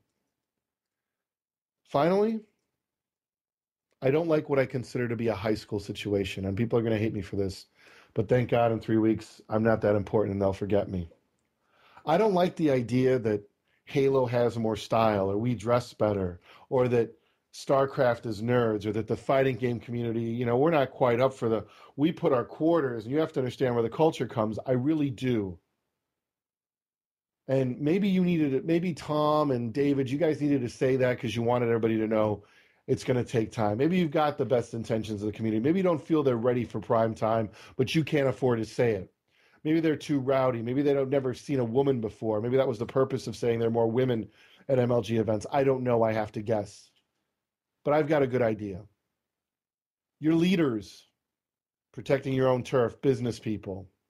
You can protect your turf. You can leverage your relationships without dragging the whole community to a perspective that may not be true. Now, I'm not saying that in David's article per se did I feel that was the case. Also, this idea that one community is better than the other, I'm going to be honest with you. Every community has its idiots. Every community has phenomenal players who motivate and inspire. If there's anything we should be doing, is we should be pointing out those players and making sure that they carry the day, regardless of what organization they are in. I really mean that. I think that there is a lot of great players in organizations. Check 6 has some complexity, e.g., VVV Gaming, the list goes on. And there are some players who are not even in an organization who are great. I just want you to really think about this for 2012, because I think there's going to be a lot of challenges. There's going to be a lot of difficult moments. There's going to be a lot of competition. And the one thing that we have to do is we have to be civil. We have to be. And I expect MLG to roll up its sleeves, and I expect IG and IPL to roll up their sleeves, and they are going to compete. And anybody out there would be naive if they're not. And people in the fighting game community, you have an opportunity to decide, where am I going to throw my chips in? People in other games are going to make those same decisions. But along the way, be very careful, because I, for one, will be watching. And I will put you at the table, and I will gladly discuss with any of you anything. And if I find, and I mean this, if I find that you're not being honest, you can ask Major League Gaming how long I threw stones, because none of you, not Major League Gaming, not IPL, none of you pay my bills. Hell, none of my sponsors pay my bills. I pay my own. Final thing I have to say is something that Nestea once said in an MLG post. And to this day, I think it's still the truest thing. And it's something the gaming community is going to have to realize, and something that makes Major League Gaming and IPL and NAZL and anybody that employs people critical. We need to create jobs in this industry. And just because somebody works at IPL doesn't mean that they don't support MLG. Same thing, employees at MLG don't necessarily not support IPL. Yes, you're a competition. Google versus Yahoo, Microsoft versus Google. You're in competition. You're not expected to get along and be buddy-buddy. But you also have to be caretakers of the industry you're trying to build. Don't forget that. This is an industry. And in the end, people I know, like Jason and maybe Kurt, maybe Asylum, I want them to get jobs in this industry. They're working in VV Gaming and building their resumes to get a job in this industry. Just make sure as you're going out swinging that you don't take so much down that there isn't an industry left, because that would be the real tragedy. And with that, Jason, that's all I got. End it up. Man, it's always so hard to follow you, Jerry. But as always, I want to give a big shout out to all of you gaming sponsors: SteelSeries, Gamer Grub, Control Freak. Huge shout out to Power Glove for letting us use their music every week on the stream. They're wonderful. They do a lot for us, so thank you very much to them. Thank you to the entire competitive gaming community. Your feedback and support's what keeps us going. To everyone that tuned in tonight, hey, you know what? We really do appreciate you guys coming on the stream and sharing your opinions, no matter what, if we agree with them or not. The thing is, we all have opinions, and sharing them is how we gain more knowledge. So thank you guys for coming, and we do appreciate it. And who knows, maybe we'll see you back here again next year when we start the stream back up. Additionally, Be sure to stop by our podcast homepage. The website is vvgaming.podbean.com. You can find all of our prior episodes there. You can subscribe to us on iTunes if you just search for VVV Gaming. Any feedback that you have for us, you can get with any of us, any of the co-hosts. We all have Twitters. Mine's at VVV Paradise. Jerry's is at Lord Jareth. Key Hunt, you can find him at ENE Key Hunt. And Asylum's is at VVV Asylum. I think it might actually be _Asylum, if I remember correctly. Yeah. So at VV_Asylum. Please just tweet us your feedback, or you can email us at thelosersbracket at vv-gaming.com. You can also follow the official Losers Bracket Twitter. We're simply Losers Bracket there. My shout-outs real quick, the people that were in the stream the entire time. Red vs. Blue, he's been doing a lot out in the Halo community, so big shout-out to him. I see Golden Boy in the chat and a ton of other people. Arcane, Spike, they've been in here. Jedirobb has been talking with people even though he was on the show. Big shout-out to all the guests that we had tonight. Spooky, Jedirobb, of course, Adam. And with that, let me pass it on over to Christian. Christian, shout-out, sir, for the end of the year. Is my mic working now, finally? Yeah. No, it's not. No. Oh. No. Well, my shoutouts will go unnoticed tonight then. How sad. All right, Kurt, you're up. Hey, wait. Okay, I see how it is. Dude, when you sound like Mr. Roboto, we can't have you, you know. Do I really sound like Mr. Roboto? Yeah. You're awful. Poor Christian. Say Christian. But anyway. Bye, VV. See you next year. All right, guys. So, yeah, I mean, the first shout I'd like to give a shout out to Spooky because I understand what it means to be passionate for your community and passionate for your game. And if nothing else, that guy is. The way he travels, the way he puts his heart and soul into everything he does. Yes, you know, people might say he's paid for it, but I can guarantee you he's not paid enough for it. And I'd like to see him get paid more, even though that's not why he does it, you know. So, shout outs to him. Thanks for him coming on. I know he took a lot of shit for it while he was on. Well, I'm sure he's taking some now too. So, you know, really absolutely amazing guest. Thanks to everybody at Check 6, Zach, Rob, you know, Ben, everyone, Evan, Fuji, everyone there, Mike, everyone there that, you know, helps out through Check 6 throughout this whole year. I know me dedicating my time, basically my entire night on Tuesdays hasn't been the easiest thing in the world for us to work around. But they've been really, really supportive, and I really appreciate that. Thanks to everybody thanks to Jason, Jerry, Christian, everybody allowing me to do this. I speak to some amazing people and you really get some personal opinions from everybody. So, and I wouldn't be able to do this if it wasn't for you guys, so I appreciate it. And one last thing, shout out to everybody in the chat. I know you guys are giving Jerry shit, and you're giving me shit, and you're giving Jason shit, but that's perfectly fine. You can find me at ENE Keyhunt on Twitter. I'll argue with you all day long, whatever you want. And Lord Jareth, at Lord Jareth, be sure to message him as well. I'm sure he will love that.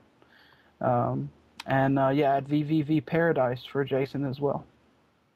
All right, and Christian, I'm gonna let you shout out your own because you sound like Mr. Roboto. So I don't sound like Mr. Roboto to people on the stream.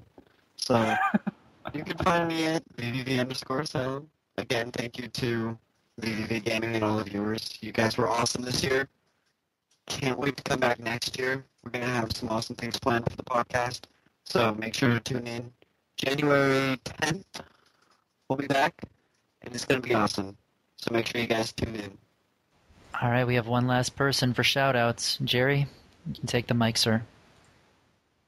Yeah, wow, it's episode 96. We're soon coming to 100. We've been doing this coming up on 2 years. I really appreciate the guests. We would not have the credibility that we have if it was not for Sundance and Jedirobb and David Ting and Craig Levine and Adam and people like Tom, who are all in important positions of leadership, to come on this show and trust me to ask you questions and be fair and, have faith that I have the best interest of eSports in my heart. So for this year, I want to give a thank to all of you that come onto the show, because I guarantee you that the audience doesn't come to us to listen to me talk. They come here to listen to the guests. And when you come on here and you allow us to hold a forum where we can talk about these things, it really builds our credibility as a podcast show, as well as builds the credibility of the people that are on the show. So I want to thank the guests. I really, really appreciate it. I also, at the end of the year, want to give us some shout-outs. I want to give a big shout-out to Evil Geniuses. I think they've really, Alex and Scott, you guys have done amazing. You've pissed, I think, a lot of people off because you're so successful, and I know a lot of people are envious of you. I think you've done an amazing job, and I think you should continue to do what you're doing and should continue to fight to make sure players are paid and that sponsors are spending money. Somebody's got to raise the bar, and there are a lot of people who give it away for free. And by you capturing the best players and forcing people to put money on the table, you're helping the industry grow. People just don't know that. And we need EGs. We really do. I just don't think enough people have enough business experience to understand how important it is to have you guys. Complexity to a smaller degree, maybe. But I know how you do it. I just have that privilege of knowing that. To Mark at Quantic Gaming, I want to say that, sir, you have spent more money in an initial year than anyone I know. And hopefully the next year will be the second year of an MBA in eSports for you, and you learn from your mistakes. It's fascinating to watch it. I'm stunned. I don't know why. I still can't get why. At every turn, you surprise me with the amount of money you spend. But maybe at the end of the day, you will get wherever you are headed. To my co-hosts, first and foremost, Jason. For those who know, Paradise has been here since the beginning. He edits every podcast show. He does every single thing that I ask him to do for the show. And, I am a very difficult person to work with because I'm demanding and I have high standards, and I may be one of the most impossible people to ever please, but he's not abandoned ship yet, even though I know there are days that he has come very close.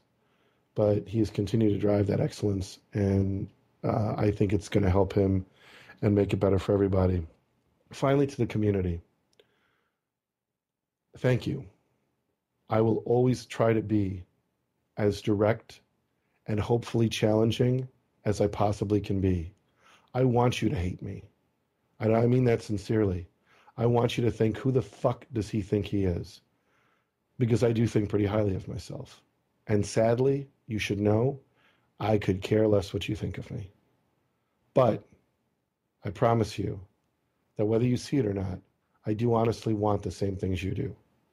I'm not even sure why on certain days. But there's something about once this bites you, once esports, competitive gaming, whatever you prefer to call it, gets you, you just know it's here to stay and it should succeed. And I just happen to be one of those people. But I want to thank our audience. Some of you have been loyal for 90-some episodes. Some of you are just discovering the podcast show. Over the past 3 weeks, the number of new subscribers we've had on our channel, our Twitter jumped over 5,000, our Facebook over 3,000. I'm seeing a lot of growth from the last couple of weeks. I know a lot of that's been driven by the podcast show, and I really appreciate everybody spreading the word. To Tom and to David, who I've been very harsh to tonight, you're welcome to come back on the show and say, hey, Jerry, I think you're a little hard on us. And maybe I was on purpose. For the rest of you, have a very Merry Christmas. Enjoy your holiday. Enjoy games. Skyrim, Assassin's Creed really don't matter anymore. You should all really know that it's all about Star Wars, The Old Republic. That's all that matters. If you're not playing Star Wars, you're missing out on something very important. Also, I want to pitch one thing. VV Gaming has a Sith_ project. We're having a couple writers who are going to write our guild story for us, and they're going to write that story looking at our guild's Twitters. So all of our guild members have their own Sith_ account, and they're all tweeting in-game events on Twitter. We're going to collect all of that to get the different perspectives of the BioWare story as written, but also as a running source for our writers to write narratives about the guild. It's kind of an academic project in a way and a journalistic project, but I think something that the MMO community and eventually BioWare and others will like. So I'm just going to pitch that real quick.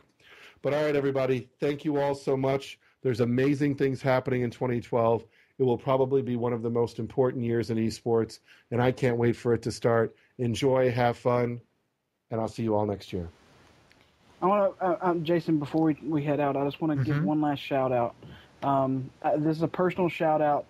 Add a BCSC in the chat. Mm-hmm. I don't know you at all. I've never talked to you. I think I might have talked to you maybe once in the chat. But I really applaud you. He's a streamer who streams. He also shoutcasts some StarCraft. I applaud this guy because I see him in here every week, and he stays throughout the whole show. You can't say that about a lot of people that are strictly here for StarCraft. That strictly came from StarCraft. He talks about it on Twitter. He helps us out on Twitter. He talks about many different engaging topics with all the communities. He's someone that I could see myself really talking to because. He's like me. I think he, tends to get a lot of the information for all the communities. So, anyway, man, shout out to you because you deserve it. Awesome. Well, thank you all again so much for tuning in this year. And truthfully, we hope to be bigger and better than ever next year. So until then, enjoy the rest of 2011. Hey, I'm getting ahead of myself here. Enjoy the rest of 2011, and we shall see you back here in January. Take care. Happy holidays. We'll see you soon.